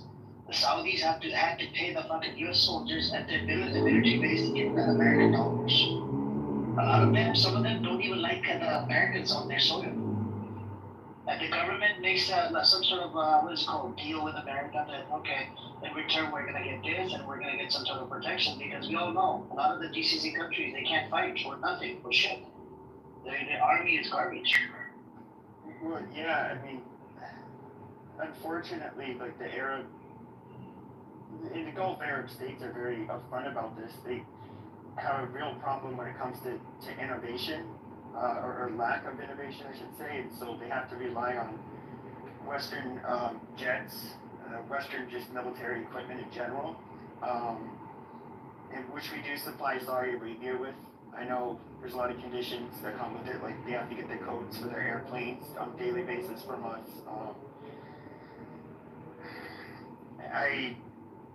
Even then, I don't look at it as Saudi Arabia as proxies. I mean, even like with 9/11, 9/11 was done by Israel. Amazing. With 9/11 was an inside job by the Congressman. Stop shouting. My bad, Mr. Sunday. 9/11 was done by 11 people, 100 people. No country, no army, no nothing, because it will be owned by the spies. So this was done by 100 people. We shouldn't say that the country was doing that and they should be punished for it. It was 100 people who had an ideology and was moved just by their self. You can't be that naive. Yeah, I wouldn't blame all of course, Saudi Arabia pressed the American government really hard not to release, all of the documents. From what I've heard, at least that is public, there are at least a couple of intelligence officials from Saudi Arabia that were involved. I guess you could say they were rogue. But yeah, no, I'm not blaming all of Saudi Arabia. And why they not in the banned list? That's a hypocrisy at the highest level.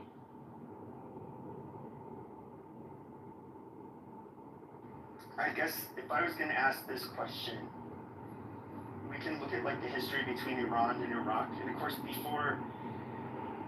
I'm talking about American security. The band-based, they were arguing that for the security and safety.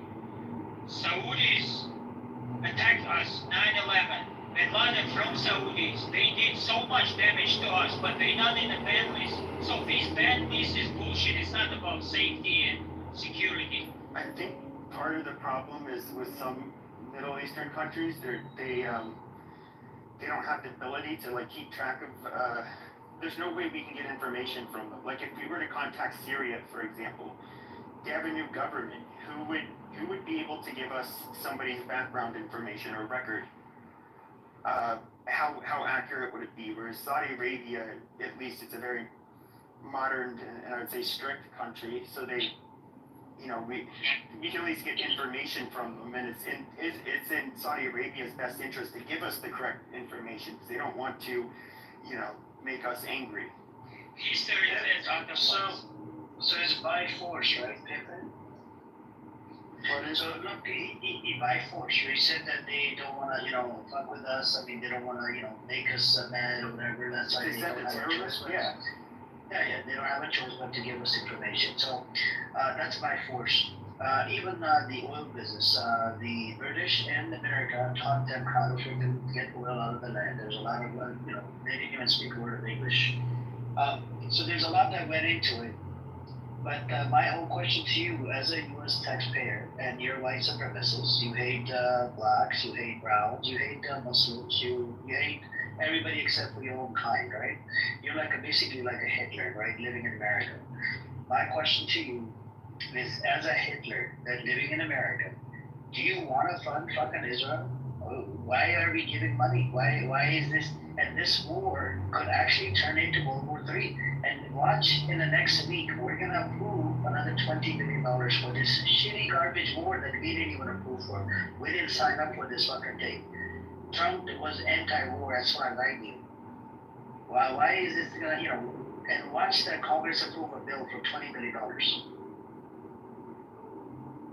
Are you gonna be happy with it? I personally wouldn't. I wouldn't.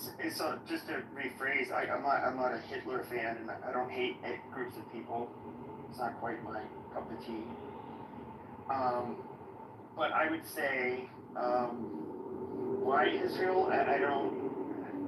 If you were to support it like an ally, I mean, does it really matter what their race or religion is if they're an ally of your country? It's just like a partnership.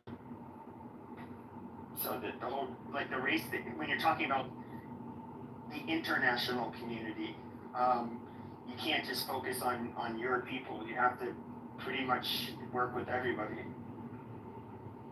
But if they making damage and they cost us too expensive, why? Explain us why do you support Israel if it's damaging US? Where is the rational arguments? Well, I mean, if I'm being honest, like I don't really care for, I don't want to get into the indigeneity argument or anything. I may disagree with a lot of the Zionists on that, but I would say they did build what is today Israel. They have a country, like where are they supposed to go? In my opinion, I think that they have the right to exist and defend themselves. I mean, so that's why you support them. Yeah, that's why I support them. It's not because of any kind of affinity to them. I don't support them for religious reasons or anything like that. Economically, they're not good for your country.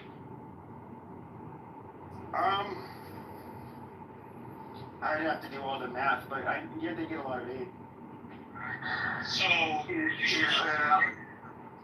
is very profitable for USA to support Israel. Because when you support Israel, you have a foot in the Middle East where is a lot of petrol. And if you remember, Israel was in conflict with Iraq and Iran, and kept Iraq weak, and at some point weakened them that we now use their petrol. So it's a huge investment, and it's going to continue to be that way. Well, I don't think Americans benefit from that, from petrol. It goes to the pocket of the corrupt people in Congress. Yes, I would ask the rich people in power benefit from it, just them. Like, if we look at the history with Israel, they used to be considered like a pretty important ally during the Cold War because you had the countries around them that were basically working with the Soviets. Then you had, Israel, which was a holdout. And obviously it was a very important region with the Suez Canal and everything. We didn't want them to go on, to have any kind of partnership with the Soviets. And I guess the question I would ask is, like, what would be the better alternative? Just look through America's point of view. We have at least somewhat of a reliable partner in Israel. And you could say maybe that it causes tensions and all of that stuff, and it may lead to instability down the road. But at the same time, I do think it kind of, I don't know that there's another group of people there that the Americans would trust more than things in the world. There's no reliability when you cannot control your dog. The dog that you created and fed there's no reliability. When it comes to Israel, Israel is a dog that like literally has the U.S. can't control Israel. It can't. U.S. told hey, even Trump told them, hey, we're not participating in Who this. can we trust more? Who can we trust? Not the Israelis, not the anyone but them. Have to be in their place. Anyone. You don't have control your Trust yourself. America first. That's it. Trust yourself. Don't go die for others. I never said we should fight for Israel or die for Israel. No. When the United States, actually, this is the United States of Israel. This is the United States of Israel. This is not the United States of America. That's what I'm going to say. Can you erase that from the chat? What was written? I don't think Israel has that much control over us. Absolutely, they do. Absolutely. Millions and millions and millions of dollars when you have the strongest lobbyist group in the world where even if you say something they will go against you. I'm aware of all this. Okay, Amir knows where I came from, like far right spaces. I was around neo-Nazis a whole lot, both like very intelligent ones Yeah, who because read you're books. racist. But let me tell you something. But I've heard all of this stuff before. It's not the first time hearing it. Can I just say something real quick? So when it comes to reliability, you could trust someone, you could trust a partner that doesn't always. A partner is supposed to be there's supposed to be a communication. When there's no communication, when the partner, for example, right now, Israel's economy is in the brink of a collapse. They don't have nothing going on right now. The shackle has their money has lost 4%. Of course, the United States right now, for example, this morning, markets around the world, even the stock exchange today has been down. Markets crash around the world. It dictates what Israel does, and Israel is not for peace. So when you're saying that you can rely on, who can we rely on? Israel should not be at the front port of peace. When we give billions and billions of dollars, other than Jordan and Egypt, Israel is we give the United States, our taxpayer dollar money goes to Israel. $3 billion a year, every single year. And a lot of that goes to manufacture of weaponry. So of course, when you say reliability, Israel is not. Well, I think part of the problem is you would have to you see, you say that it's the tail wagging the dog. Now, I think what you need to you look at particularly the Christian right-wingers. Now, for very different reasons, they support Israel. Not because they really care that much about Jews, or, I shouldn't say that. But, it's for their end times prophecy and all that shit. But then you also, there's just like the tie to Christianity, and they see them as kind of like Jews as being somewhat of an extension, or obviously for it to be extended from them, but you get what I'm saying. For historical reasons, they support Israel. Religious fanatics. Not all of them are fanatics. For the book of what do you mean not fanatic? They believe in God. Promised and give it to them. So is it not fanaticism? Well, okay, but I was raised Catholic, and we have much different beliefs than them, and we don't see Israel as Catholics, for example. Israel is seen as the church. It's not seen as the land of Israel. It doesn't belong to just Jews. It's not a Jewish state. But the Israel that's mentioned in your book is from 2,000-3,000 years ago. Not this Israel that was built in 1948. Well, Catholics, it doesn't matter because Catholics don't. They don't. Unlike what do you call it? Evangelical Christians, they don't see. Can I ask you a question? Do you think it's reliable when you're killing babies, when you are using aid to go into Gaza, when you're trying to shelter and basically create an open air prison where the Palestinians cannot even go to get cancer treatments or just do the basics, or even like, let's say, for example, the West Bank, where the people who live in Jerusalem, the areas that are in the West Bank, when it comes to the Palestinians, they live in corridors of little refugees, where the other side of it, where Israel has, they have hospitals, they have roads, they have everything. So do you think the partner that you think that is reliable treats other people who are the native people of that land, right? Do you think that is reliable? What is reliability to you when your partner is not some shit veteran of other year? Well, can I answer? What is reliability? I can also answer. No, I'm talking to the Zionist. I want the Zionist answer. Not to mention, Israel destroyed American ships off the coast of Israel in the 70s. Yeah, I know. 34 Americans died. 171. Yep, I'm aware of it. Okay, no, I want him to answer. How reliable is that? No other partner has done that in the West. Nobody. If you read the Old Testament, yes, you have to kill, or some radical Jews or Christian, but you have to kill even the animals of your enemy. Even the radical Jew, Yes, exactly what you have to be careful. I mean, what Pepe told is the main reason for this war. The Christian Zionism, that's the big reason for this war. The evangelicals are just evangelicals by Christians actually. Yes, because before Jewish Zionism, there was a Christian Zionism, like Britians from England, and now the Christian Zionists under the Republicans, they are supporting Israel.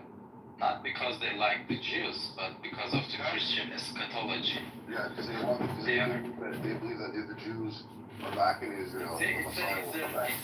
I would say it's a religious jihad from the Christian side. Really, it's amazing. But I just checked the link that I posted in the chat. It's about Armageddon from Al Jazeera. Why evangelicals? Yeah, okay. It's very important to tell people in Western countries about this reason. No one knows that actually. Everybody thinking about it. That's why I said it. But it's crazy, right? It's really crazy. Because just check the weapons in Afghanistan war, Iraq war. You can see there was a Bible verse on the What are you talking about? The Church part, the optics. Yeah, he takes it. The tattoos of Peak Hexet is from the Kingdom of Jerusalem. You know, like crusade. And Vivi, if he has that crusade, yeah. Or the crusade. Vivi, if he has that tattoo, then how come Pete Hexet is not Catholic? He's evangelical, right? He wouldn't be supporting Israel because the Crusaders, they actually also killed Jews and they killed Orthodox Arab Christians. So it does not make sense to me. Exactly.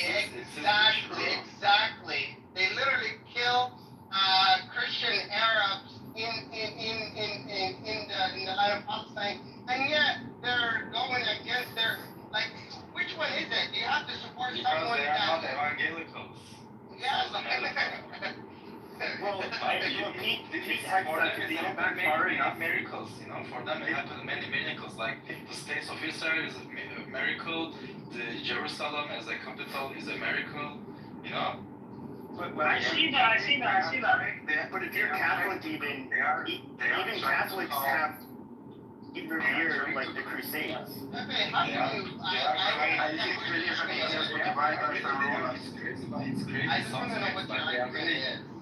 I mean, it sounds crazy, but they are really trying to bring Messiah. They're trying for that. It's really crazy, but it's the reason. The Messiah? Well, yeah, the Christians are waiting for Jesus to come back, and the Jews are pushing for their Messiah. That's some Christians, and then, some Jews as well, so. the end of times in Islam, for us, it's a lot of the minor signs already happened. So we're only waiting for the major signs. But in terms of how they are going about it, it doesn't make sense.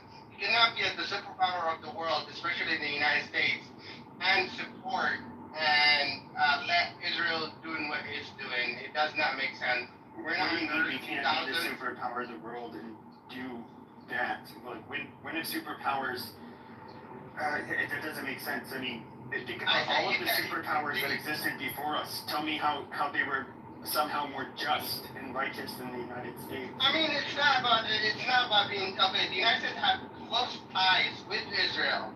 It gives billions and billions of dollars every single year of aid, and a lot of that aid goes towards weapons.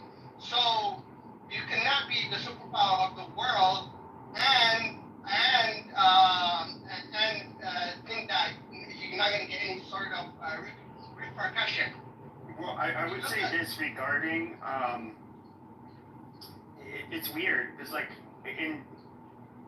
depends on the Jewish space. There's a lot of, or I should say, especially when Israelis are present, they actually love to fight with each other and kick each other out of rooms and not get along, basically, because they disagree about things such as the war.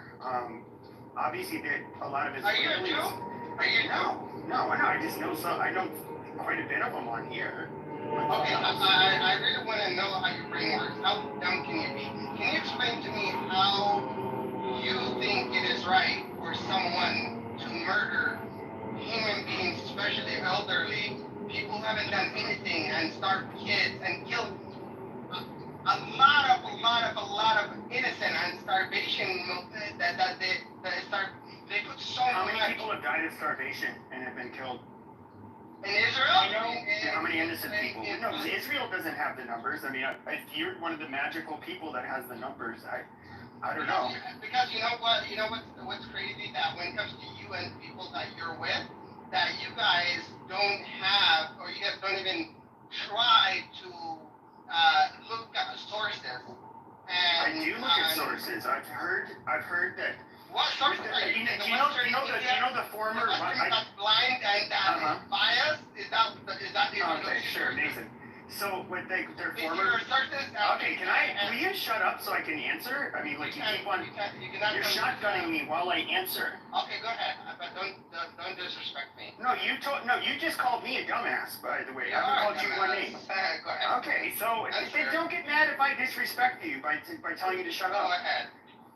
Now, if you were to, for example, the former Israeli Prime Minister Omer, he was on Ezra. I only got to listen to like 15 minutes of it. I want to watch the rest, but he was on Ezra Klein's podcast, and of course he's a lefty here in the United States, and he was talking about like how he thinks that this war is when it comes to the blockade, when it comes to a lot of things, he thinks that it's over the top, that it's become, I guess you say, a crime against humanity, all of that. It is. And, there are definitely Israelis who feel that way. When it comes, you have to understand me, there's not a bias here. I am very suspicious. How many people have been killed? Innocent people have been killed. How many people have died due to lack of sanitation, food, medical supplies? Since we don't have the official numbers, Israel can't give them to us. We're not really getting official numbers from anybody. Because I have to see. Not letting anybody in. It's not letting. Thank you. It's not letting any even Western media, the medias that are actually CNN, NBC, Fox, they're not letting anybody in. You could go to Israel right now and report it on the other side of television. Yeah, they're not letting foreign reporters into, and I do think that. Well, why do you think they're doing that? I've heard, I hear the explanation saying how they can't, well, the number one excuse, which I think is kind of bullshit, is they say we can't protect them, we can't guarantee their safety. Well, it's like when you're a war journalist, you kind of know you could die doing your job. So I think that, well, that's the journalist's problem. The journalist's problem. How many religious people, rabbis, they were told they don't see Palestinians as human beings? They told them, and according to their religious belief, they told the rabbis and the politicals, Israeli politicals, from the cabinet of Netanyahu, children and animals should be slaughtered. They told. I have a question. You have one person who says that. You have one person who says that, like in the Knesset. And here's the funny part: is I can look at like Paul Gosar from my state. He's a congressman. He's a congressman, and he's basically a white nationalist. Very, not a savory fellow, I guess you could say. Could you use what he says and apply that to all of Congress? Absolutely not. AOC I is agree with you. different. And so just because one person in the Knesset says something like that, you cannot say that that's how they all feel. It's not I agree with you. The nationalist politicals are maybe political correct, but they try to say this, and I know a lot of rabbis in YouTube. They are really famous in Israel. They are telling this too. I've seen those videos. Yeah, I've seen all the videos about, we're Amalek, we're Edom, the sons of Ishmael. Jeff? We're gonna fight, and then the Jews are gonna, that's it. We're fine.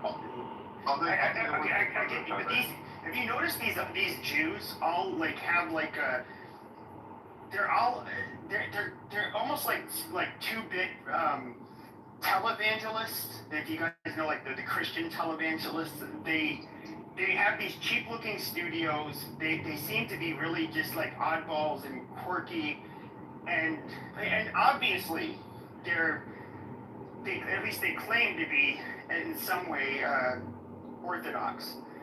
I don't know. To me, it's just like, yes, these people exist, but I can find, if you want, I can give you both black Christians, white Christians that say very racist shit.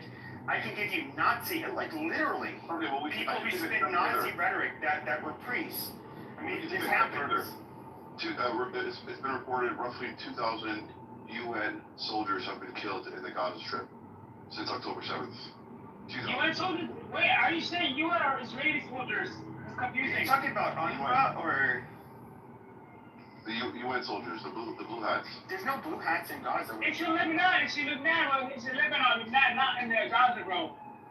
It's in Lebanon, brother. No, you're getting it wrong. But I want to ask you a question, Jeff. I want to ask you a question, Jeff. 1 second on this UN peacekeepers. They call it UN peacekeepers. They're on the borderline of Lebanon and Israel. It's about 10,000. It's about 10,000 of them, and they're there to watch the borderline. That way Israel doesn't hijack their land or take over their land. 2,000 of them have been murdered. 2,000 of them. Are you sure about that? Yeah, 2,000 have been murdered since. They don't have blue hats in Gaza. Hold on. Since the beginning. 1 second. Since the beginning of what? The 7th of October.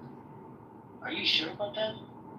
You're not sure, man. You got it wrong. I don't think so. I don't think. Do you have any data on this? Whether they? It's not surprising. It's not possible. You go near the border of if you're in Lebanon, near the border of Israel, they have a peacekeeping, quote unquote peacekeeping force. UN peacekeepers, yeah. Yes, but they never.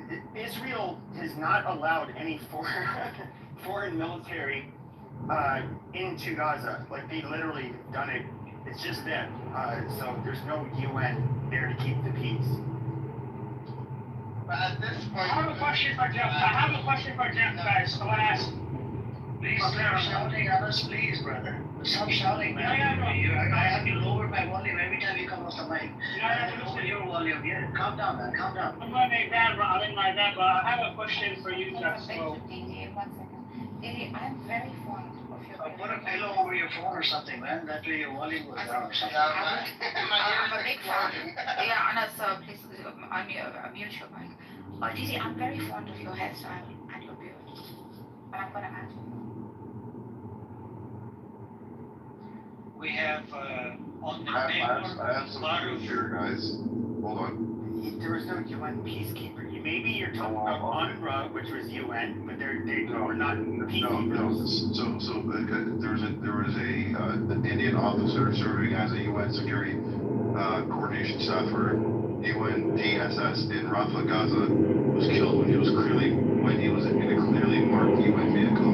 He was struck by Free Fire from Israeli Defense Services tank. So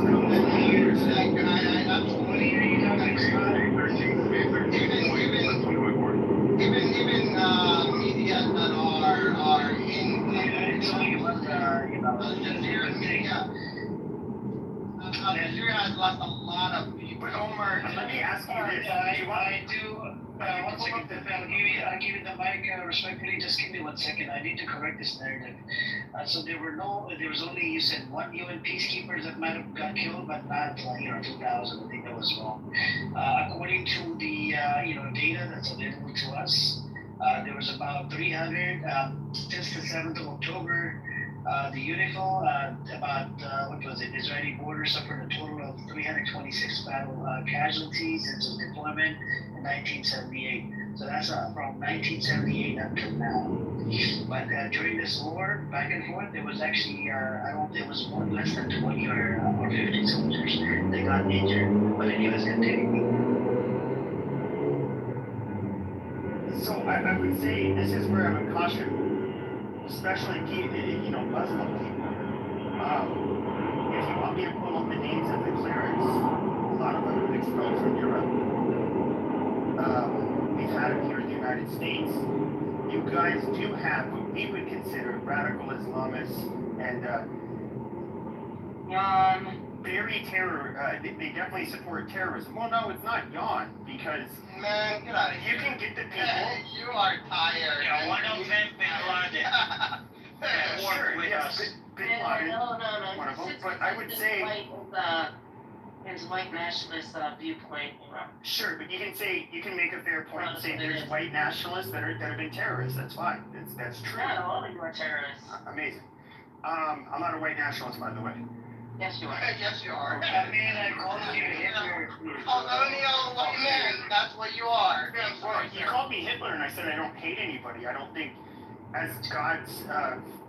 Look, but do you remember, Pepe, we went back and forth. I know you were trolling a little bit, right? I know we went back and forth. You said you want this state, America, to just be white only, remember? You're anti-black, you hate the blacks, you hate the browns, you hate the Muslims. You said all this. That's probably trolling. Yeah. I think you do hate. I would say that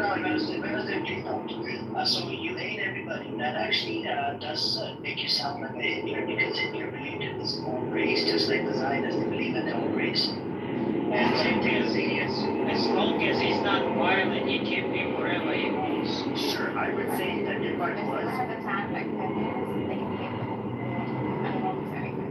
So I would say that, and I'm being serious, I've communicated with a lot of self-described Nazis or National Socialists, as they call themselves.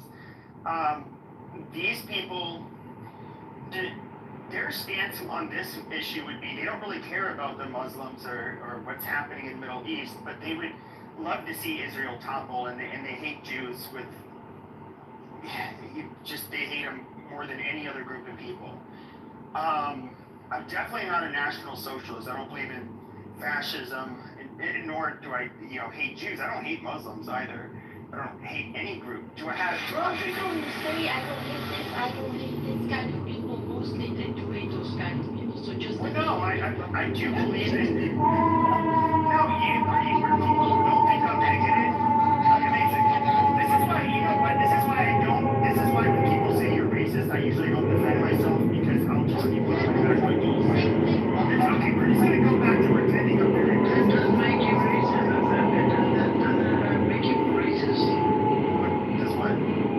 Hitler was an anti-anybody except your race. I think you're racist. Well, not necessarily. I mean, are white people? Why do white people not behave as well as the East Asian people? Oh my! Why did he not use minority grades as the East Asian people? I don't know. What do you mean by that? Everyone's again on white people back in the days, they didn't even know how to wash their ass. You know, they used to take showers like once a month or once every year. Right? Yeah, that's So thanks to the other people that came. No, he's putting Asians above whites. That's what he means. We're going off the Talking about like, which kingdom, which empire you refer to. Fatima, you just came up here. I wasn't talking about white flag superior. You guys are making this a superiority. No, I haven't been talking about this shit. relax. You guys are making it. You guys are jumping off the deep end. Let's talk about the topics at hand. Okay, let's get back to the Iran thing. Now, in relation to Iran, Sorry. You know that Trump just came out, I think a couple hours ago, saying he's putting the sanctions back on Iran. that's a That normal does not thing. do anything. That's a normal thing. Iran has been sanctioned We've been in sanctioned. the 1970s, Yeah, in no, the I know. 1970s, and then since the 1970s. Have you seen videos of 25 years Iran? and we've survived They some have- sanctions. You think a sanction last Queen minute? Burger, not Burger King over there in Tehran. They got Queen Burger.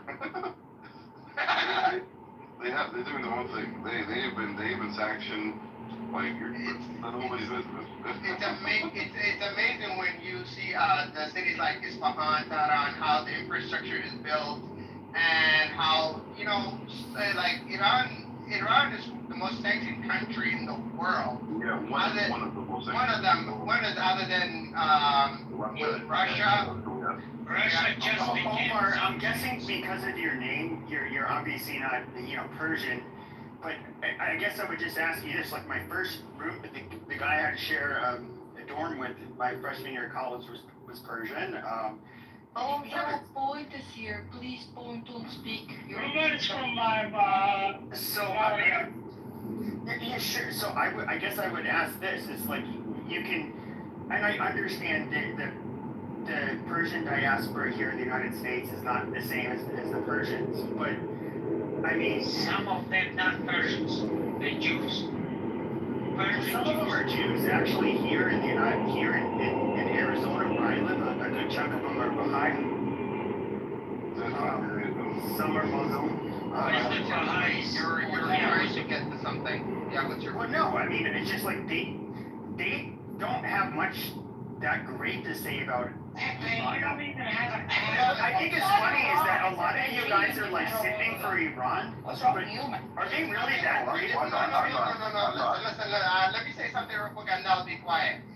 In terms of sanctions, the sanctions are not doing they're not.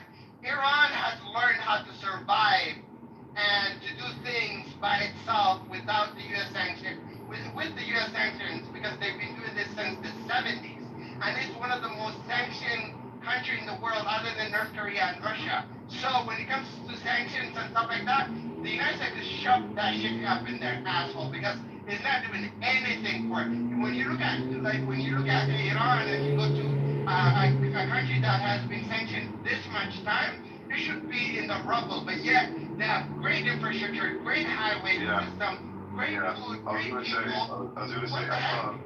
I saw you. You can learn, Pepe. You don't have to boot kiss an aspect in order to be self-sustaining and hold your head up high with honor. You don't have to do that. I saw a YouTube video the other day of a black dude traveling in Iran, in Tehran, and I could have sworn when I was watching the streets, I was like, it was so reminiscent of Southern European countries. Because they learned without doing, and that's the thing. Everybody thinks that Iran doesn't. Iran actually sells a lot of oil to China and other places, so to Russia. So Iran is will and always, and you have to think when you look at the U.S. empire compared to Iran empire, Iran has been is one of the oldest countries in the world and one of the oldest nations in the world. Who's denying? We all know about the Persian Empire. Who's denying that? You know, I have a question. Nobody's denying this. We're just saying that because of the five nations. They can survive without the U.S. Share the microphone. Other people want to speak. Yeah, but I don't want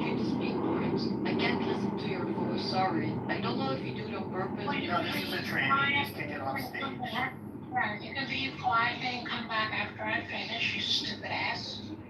Yeah. Anyways, but you know, in the end, I still don't trust Iran because it's just all political theater. I believe. How many people died, man? 78, more than 70 people died, and 300 people have been injured. Do you think that's just a phenomenon? It's all political theater. Amir, I would put it like this. There are people, even some of the worst countries you would disagree with the most, they sometimes get things right. And I think that when it comes to Iran, You've never traveled, baby. and the menace they are to, I mean, literally the whole Middle East. I had a question and you wanted to talk about it. Hang on. We gotta go with the flow. Let her finish. I would say if they were to have, like Qatar kind of pushes narratives that go against the US, but if they were to just, go and attack Qatar and be like, what the fuck is this bullshit? They cannot do that. But Iran, I mean, they definitely want to start shit. They're very vocal about it. You don't even know international affairs. Shut up. Anyway, I have a question. Okay, here goes the training. Go ahead. Your mother's a training. Anyway, Amir, I asked El Normal a question in research room this morning, and he couldn't answer it. I'm not even How do you leave people? What the hell's wrong with you? Shut up, you stupid ass. So, I asked the question I asked him is, since October 7th, what is the total killed of Hamas soldiers? Amir, please.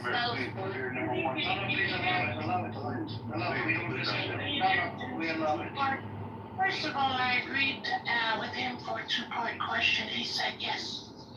So the first question was how many were killed? He said 35,000. Second question was, of the 35,000, how many were under the age of 6? And he said he has to go research that. And I was waiting on it. No one's answered me yet. They know the Hamas number, but they don't know how many kids they killed. That doesn't match. That went over your head, I can tell. I'm not sure none of them have the true numbers. Oh, but it went over Eleanor's head, and I see it's going over yours. So, here's a man that equates figures and facts, and he went to get it thinking that was part one of the two-part question. Part one, he nailed it. He had the number. And then I said, how many of those were under the age of 6? And he went for it, hook, line, and sinker. Stupid ass. Stupid ass.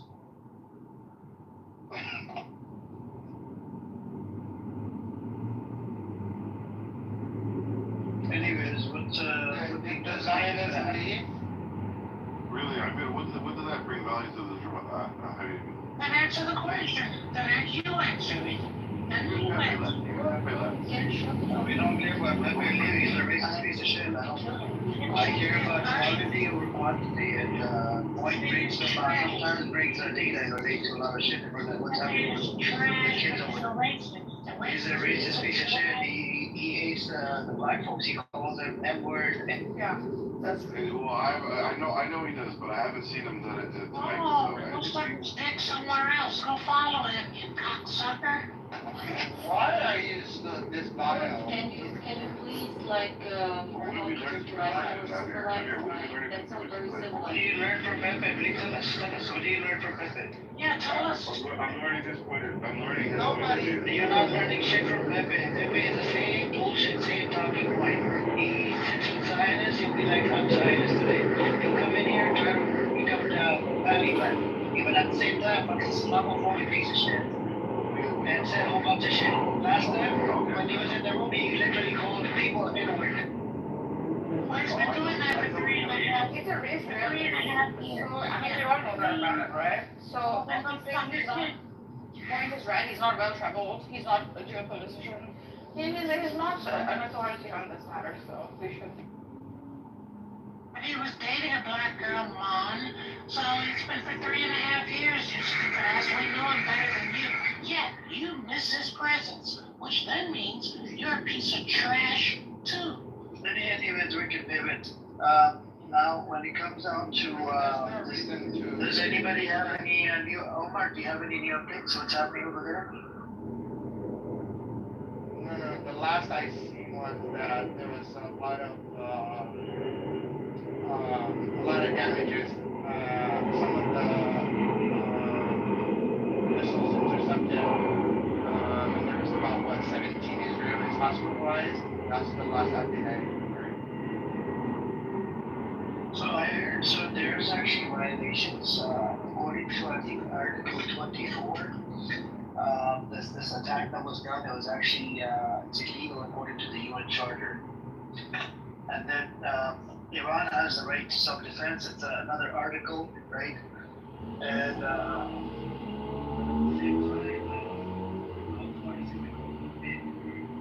are they gonna keep on bombing, or are they gonna stop, or the US is gonna come in and try to intervene?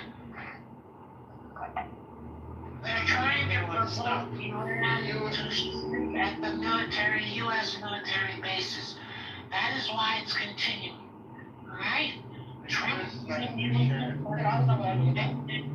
They're waiting Iran to hit a military base. China is stepping up in the negotiations because China has Iranian interests. I told you this before. So relax. We obviously didn't care, that's why we don't remember. Well, tomorrow is June 14th. United States military vets who are retired and many military active duty are coming to D.C.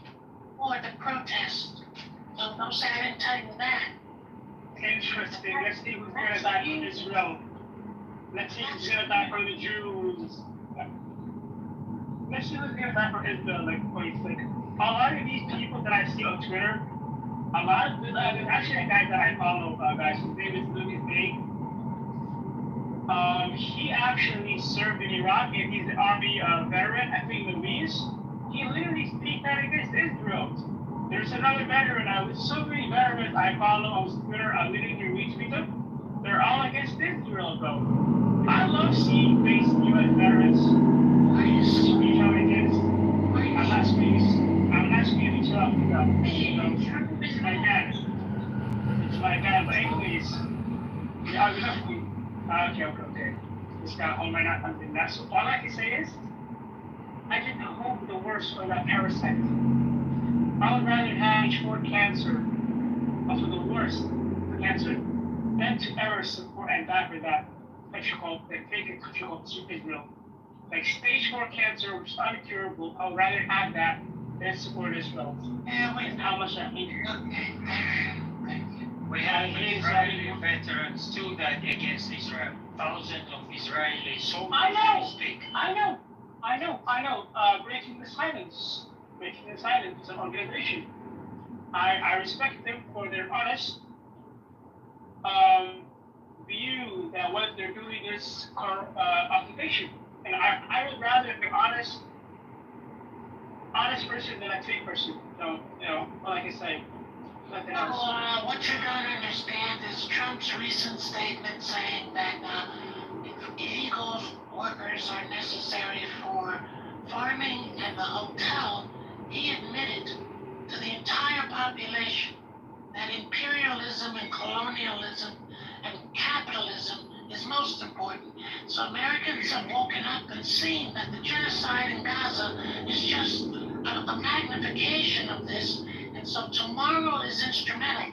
They're protesting that, one, you cannot tread on them and take their rights as Americans, and two, stop the war in Gaza. Uh-oh, so you didn't know that, did you? Bro, boy, if you were in Gaza, you would be killed, bro. That's right. But he was shut the fuck up, you're a poor, sure. Thank you, and What's that? I appreciate that statement. Can you elaborate? that message. Go sit up this right. I saw you coming into my room spying on me. I know. Yeah, nah, negative as fuck. You're a sellout. Change your name. Change your name. Why I just wanted to know why the Edward was there. Because you're a traitor to Islam. You're not a Muslim or any human. Like, what the fuck are you talking about? Like, I'm a traitor. You used the N-word as your title. That was crazy, bro. Bro, I didn't make up that title. What's your problem? That was a crazy word, bro. Bro, I didn't. I didn't even make up the title, and the title was made up. Reese also you made were the fucking title. mad, bro. Yeah, I wasn't modded alone, so shut the fuck up, like.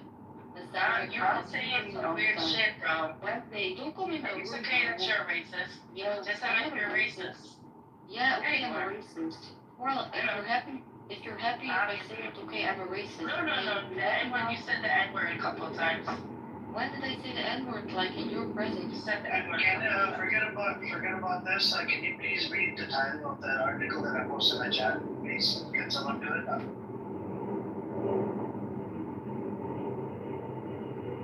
You're driving, are you in the convoy? The automobile mountain. Or somebody can read that.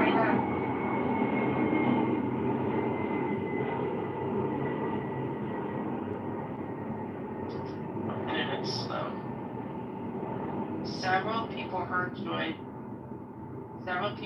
Number of homes heavily damaged by I put it in the chat, in public chat on this app. Yeah, I know. That's what I'm looking at. The title says 9 people hurt, trapped in shelter in Central. That's the one. Wait, I seem to be the chat hospital Wednesday. Oh, okay. But that's the one I copied and pasted. I probably took you to a different site. Yeah, sometimes it does that. Okay. You can correct the problem Wednesday by going into settings on your phone, and then, general settings, and then scrolling down to factory reset. Thank you so much, General. That was most. No, that's what it is. Several people are wounded and a number of homes are heavily damaged by Iranian ballistic missiles. It talks about 9 people. Nothing to do with the other thing. 9 people. That's the one. Right? Trying to read it. Hello. I'm your John.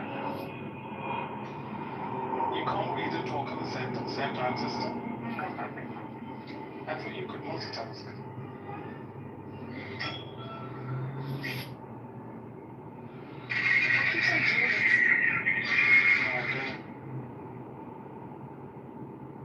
So the first time in history Americans were stopped, checked, and searched, just like people in the West Bank are.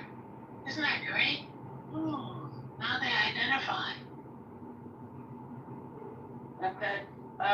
That's always happened to me, especially in New York City on the stop and frisk. So I don't know where you're from, but yeah. Serious? Why? Yes.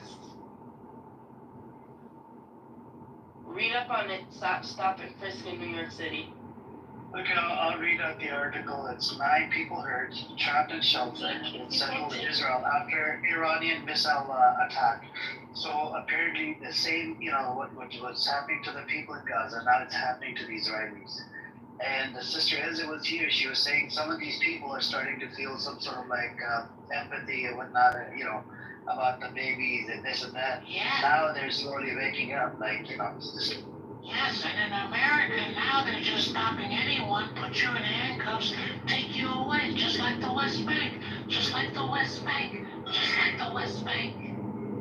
You mean they're doing that? You mean they're doing that to people who aren't of color, right? Wait.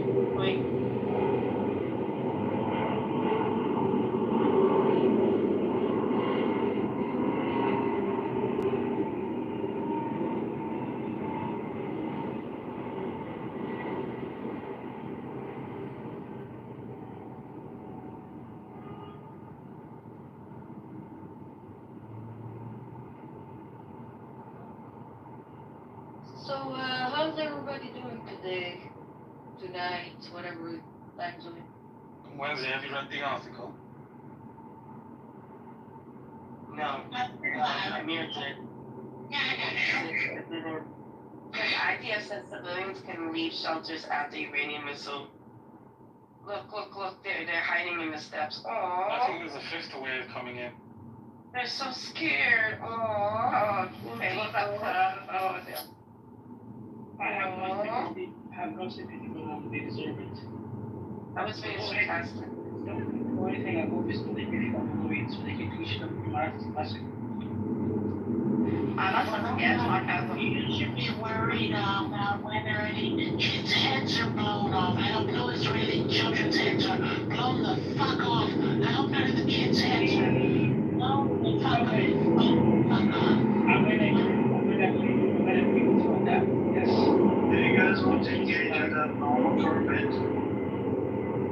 No. Maybe not the answer to my question. He does that when he doesn't have any else. He does have the number to the question I asked this morning.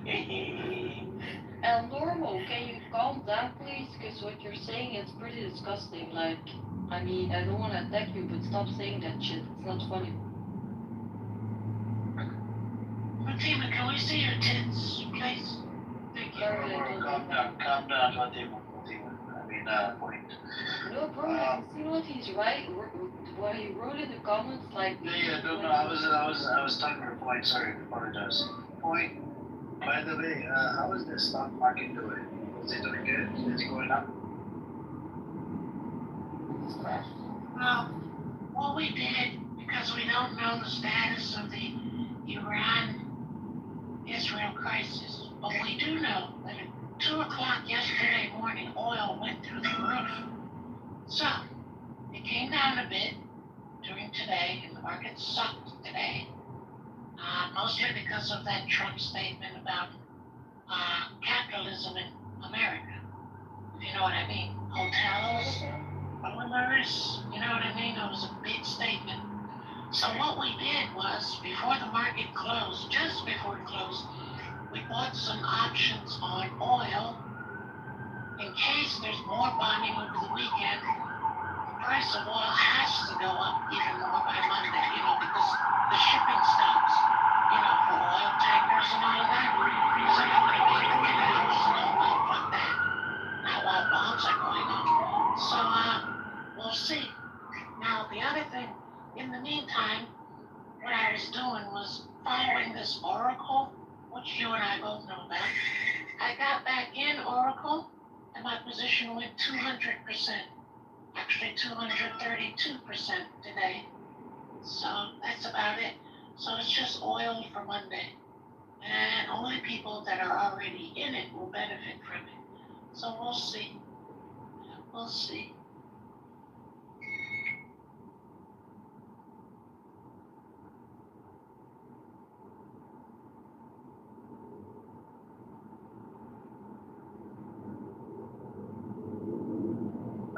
Nergis, do you have family over there in Iran? Yeah, my whole family. I told you, it 2 streets down was attacked by my uncle. So in your family, do you have the opinion to attack back?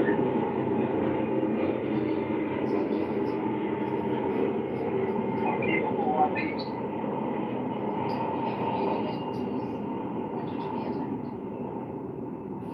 But self-defense is a thing. So the others.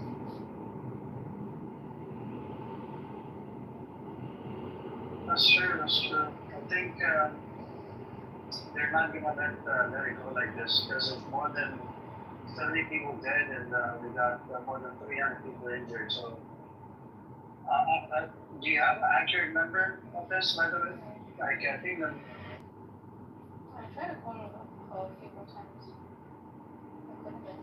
Yeah, El Normo would know the number of casualties in Tel Aviv.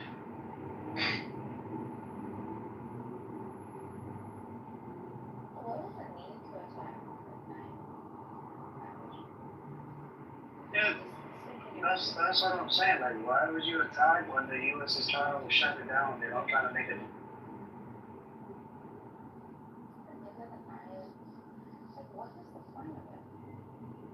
Well, that's the easiest way to get more aid. Come on, guys.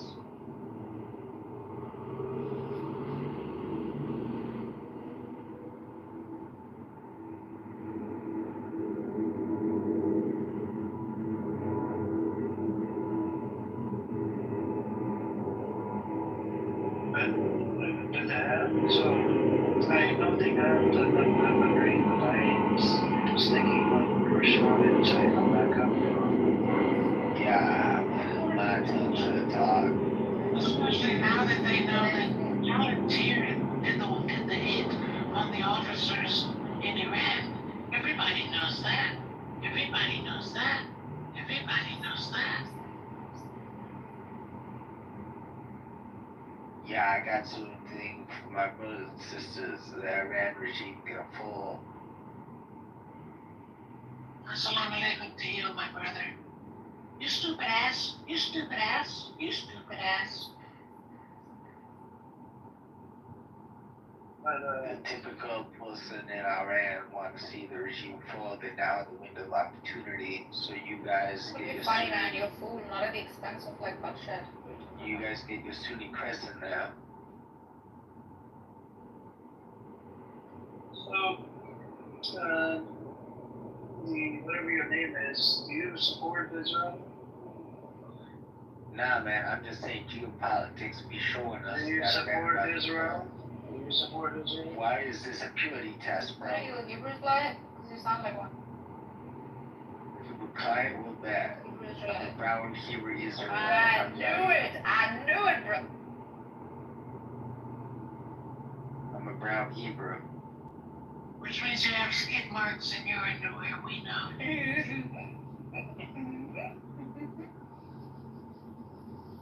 You're welcome, Dude, Point is like, I mean, where'd you find Point? She's great. He follows my house apparently. I don't follow him, he doesn't follow me, just that. Yeah, because you're not important.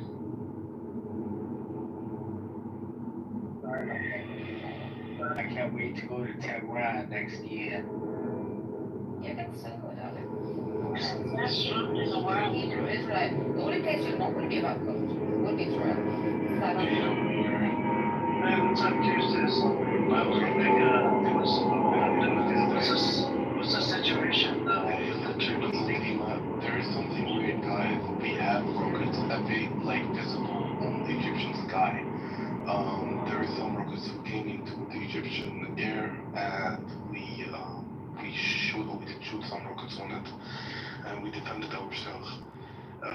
There is some rockets available on the Egyptian sky, which is weird. Don't know how people okay that happen. Missiles from where? From where? From where? I don't know. That's weird. That's first time happening, and people are now questioning in Egypt. And it just happened 1 hour ago. My friend even has posted a video, while the rockets are visible in the sky, in the Egyptian sky. But our air defense that defend those rockets, we put the rockets down.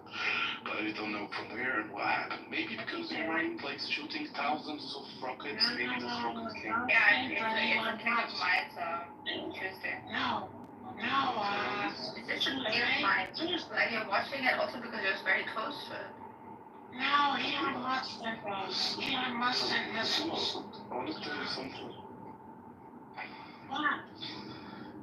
Fatima, What? ik haat jou. How did it? Yeah, I really fucking hate you.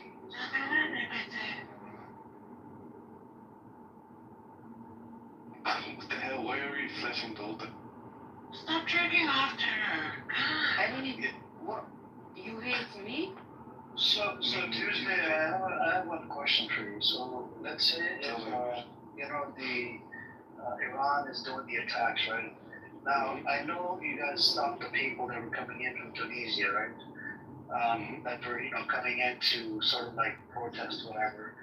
But Now, if Iran is shooting hypersonic missiles, whatever, is Egypt working with Israel to shoot them down? No, but if we have rockets that come into our borders, then we have to shoot it down. Unless the Egyptian civilians will be hurted, isn't it? As simple as that. Why do you think that Egypt works with Iran, bro? Egyptians hate Israel as hell. We're the ones who we're in wars with them. We're the only ones who won a war against them. So, of course we hate them. How do you know those missiles weren't sent by Elon Musk Tuesday? What the fuck? Elon Musk? Fuck Elon Musk. He's not even thinking about the Middle East. He's thinking about his fucking eyesight that he has. Oh, okay. Or his black eye that he got from fucking Illuminati or something. Oh, okay. Sorry guys, I'm drunk. Oh no, I'm joking. Are you wearing clothes at least? Don't talk to us while you're naked. No, I'm not naked. Oh shit, yes I am. Okay. Anyways, no, I'm with my underwear on, so I have this premium black shit. I don't know. You're a weirdo. Pause.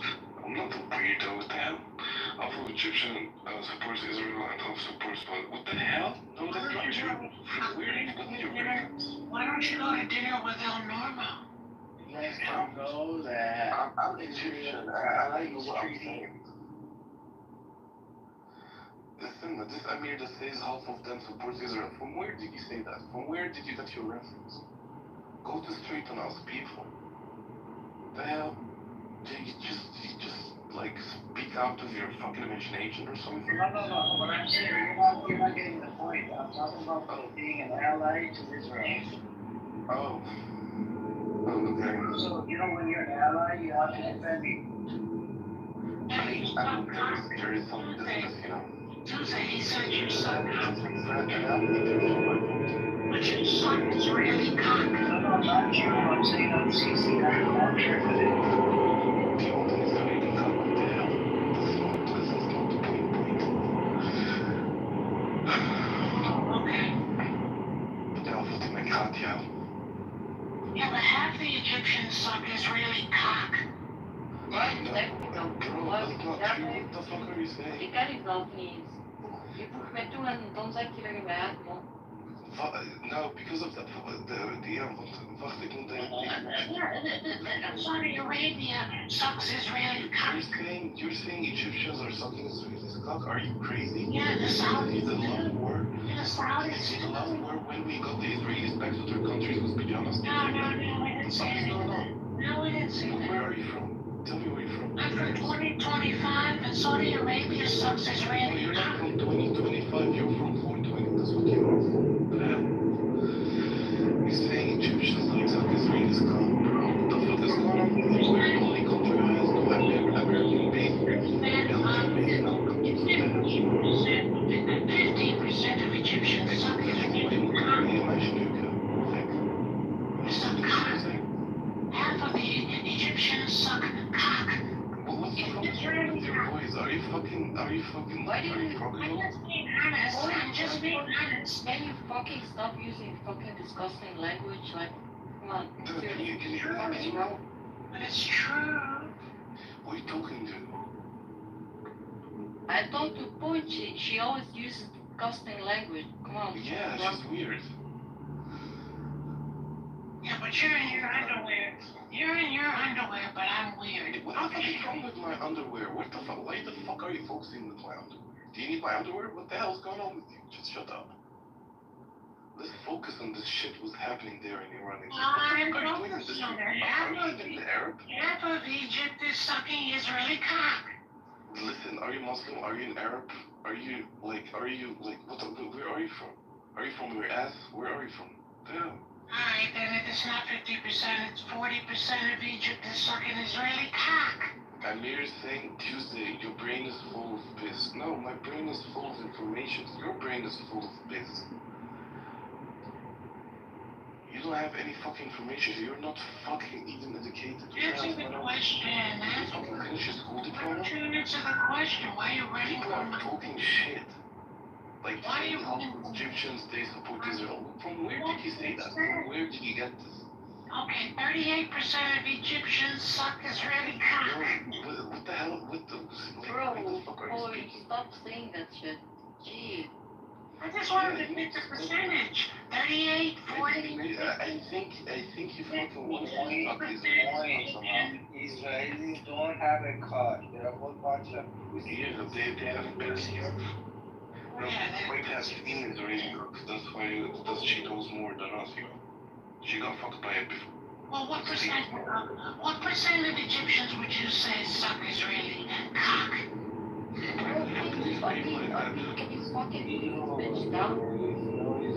mean, what the hell? You put Fatima down yesterday? Something point down? The fuck? Answer the question. It's just mathematics.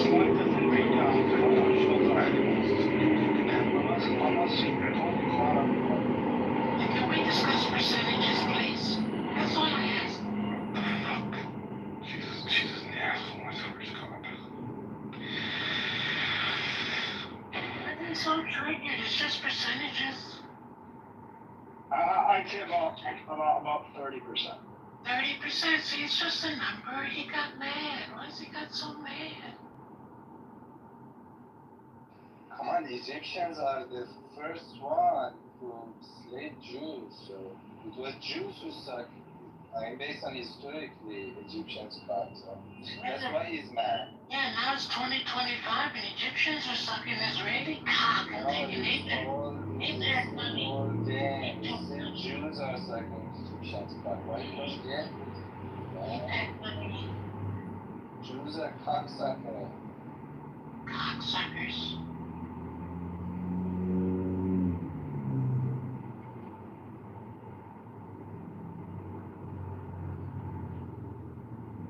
I mean, not all Jews. 30%. Earlier I asked you a question and you answered only half of it. So let's start all over again. Let's bring up a normal for a bit, for about 5. I just want the answer to my question that I asked him. He didn't have an answer. He said he would get back onto it. Hello, my brother. Nice to meet you.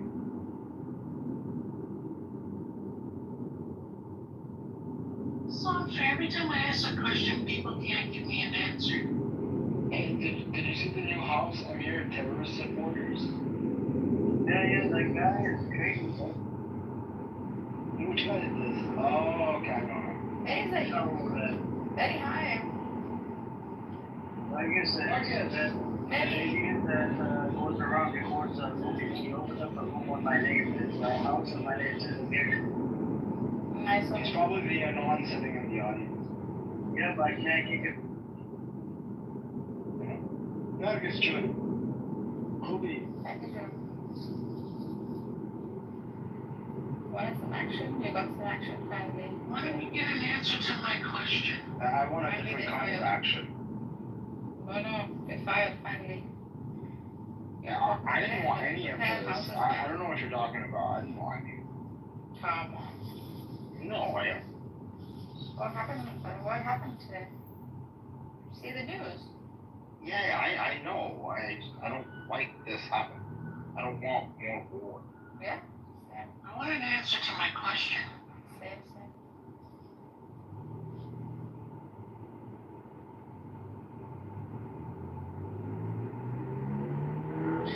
It says Iran is hitting Israeli headquarters. Shit is. Yeah, they leveled the Defense Department, but anyway, I want an answer to my question, and nobody wants to help me. What's your question? Okay, so this morning, and thank you very much for asking. I thought you never asked. So I was in a room this morning called RPO, Research Purpose. It's a, intellectual room. I know the people that curate the room, and I'm a mod in that room. So El Normo comes up to the stage, blah, blah, blah. And they were talking about Israel and Iran. So I didn't say anything. So I just stayed on mute. I was working, I was trading on the market. And then I got an opportunity, so I said, I have a question for El Normo. And they said, okay, go ahead. So then El Normo don't you come up and tell me whether I'm telling the truth or not? Because I asked you a two-part question and you didn't answer the second part. But with this precision that they hit, definitely they have shooters on the ground. They have forward air controllers on the ground. Right. So Iranian troops are on the ground in Israel. Yeah. Well, thank you for asking the question. So now, What the he fuck's asked the me. question? You've been talking for half an hour.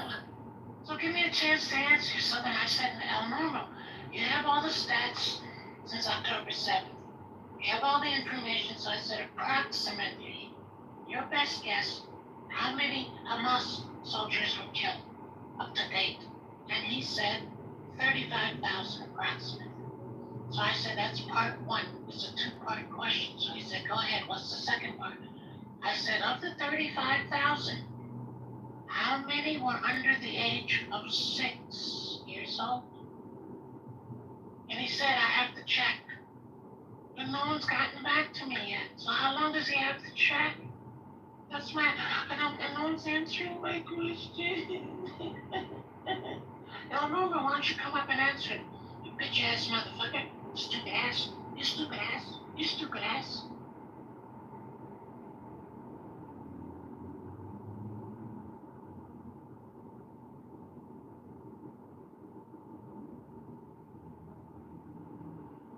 So many Hamas soldiers were killed and many were under the age of 6. That's what El Normal said. I don't understand the math. I don't get the math. How did you become a Hamas soldier at 6? Pay attention, it's going over your head, stupid ass. He answered the question. He said he's not sure. He has to check how many Hamas soldiers were under the age of 6. Don't you get it, you stupid ass? Oh, I see. You stupid ass. Stupid ass. Sing for us anyway. Be nice and sing for us. El Normo is known as El Dildo. El Normo took it in the butt in Tel Aviv. El Dildo also took it in the butt in Tel Aviv.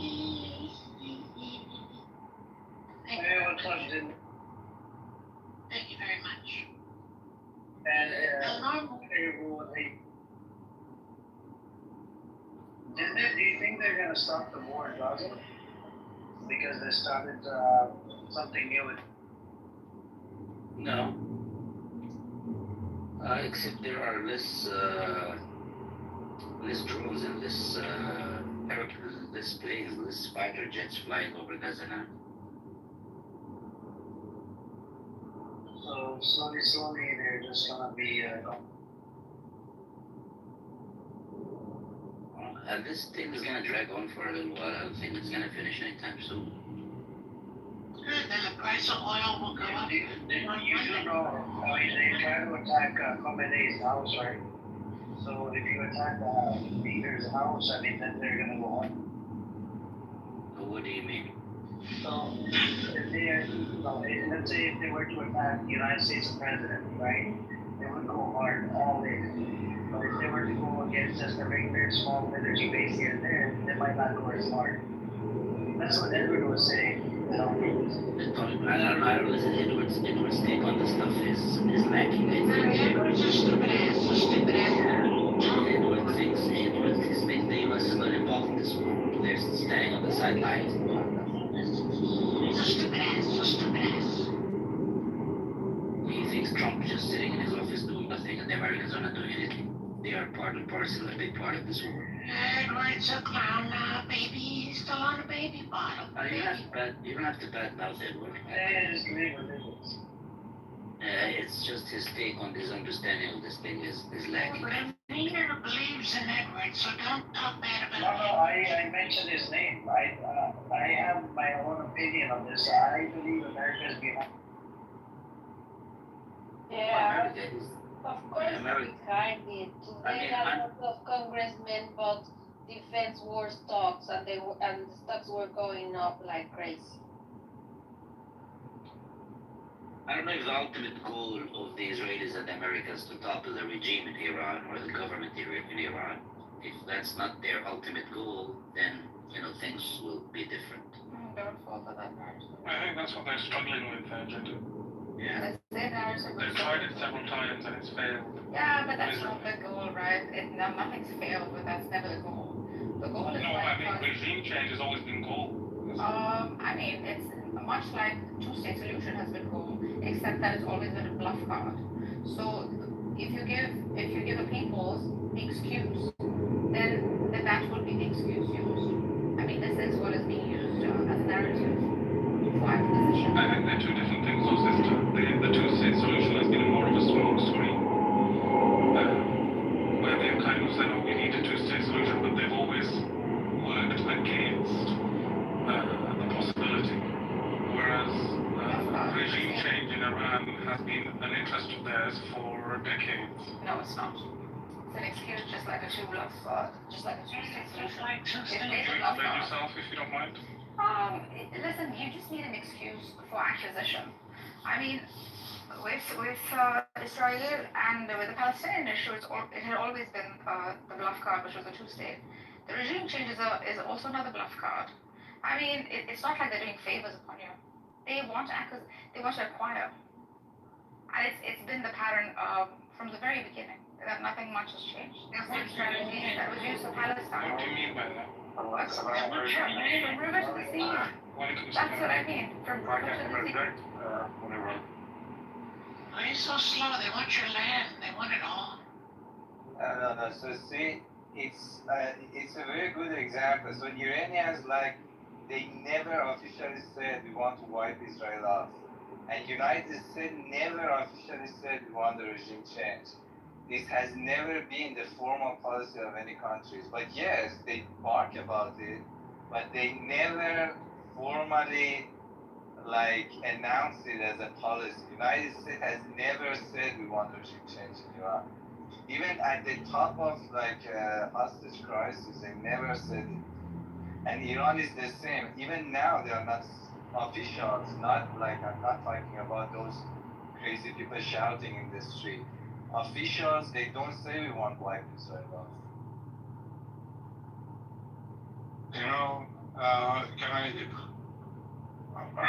I agree with Iran has the best food in the world, so they want to erase you from the face of the earth. Exactly. That's a point. If you say that they're after changing the regime, then you are adopting colonialist narrative. This is what they say, we're not after the Iranian people. We are with the Iranian people, we are against the regime. The fact of the matter that Israel, as an expansionist, settler colonialist state, its goal is to weaken Iran, is to bring it down to its knees. Because Iran is the seat of learning is Persia and the empires at that time, so they're very jealous of you. And for those of you that have traveled the world, you'll know that Thai food is fantastic. However, Iranian food is orgasmic, so that's why they're jealous. So the idea is it's just another classical form of imperialism, colonialism. The end goal is to exploit the people of Iran, to steal its resources, to enslave its people, subjugate its people. Same like many other, like all of Africa, that's how I see it. Well, that's just the truth, and I know it, and I'm sorry if the truth hurts anybody here. But I agree with something. You're absolutely right. Yeah, I agree with him. I agree with him. Libya now, look at Libya now. They had Gaddafi was different. The question here, could Egypt enter the war or not? No, it's a pawn. The question is, have you ever had dinner and had an orgasm from the food? Well, you will if you eat the person. If you eat the person. You couldn't say that on a straight face, could you?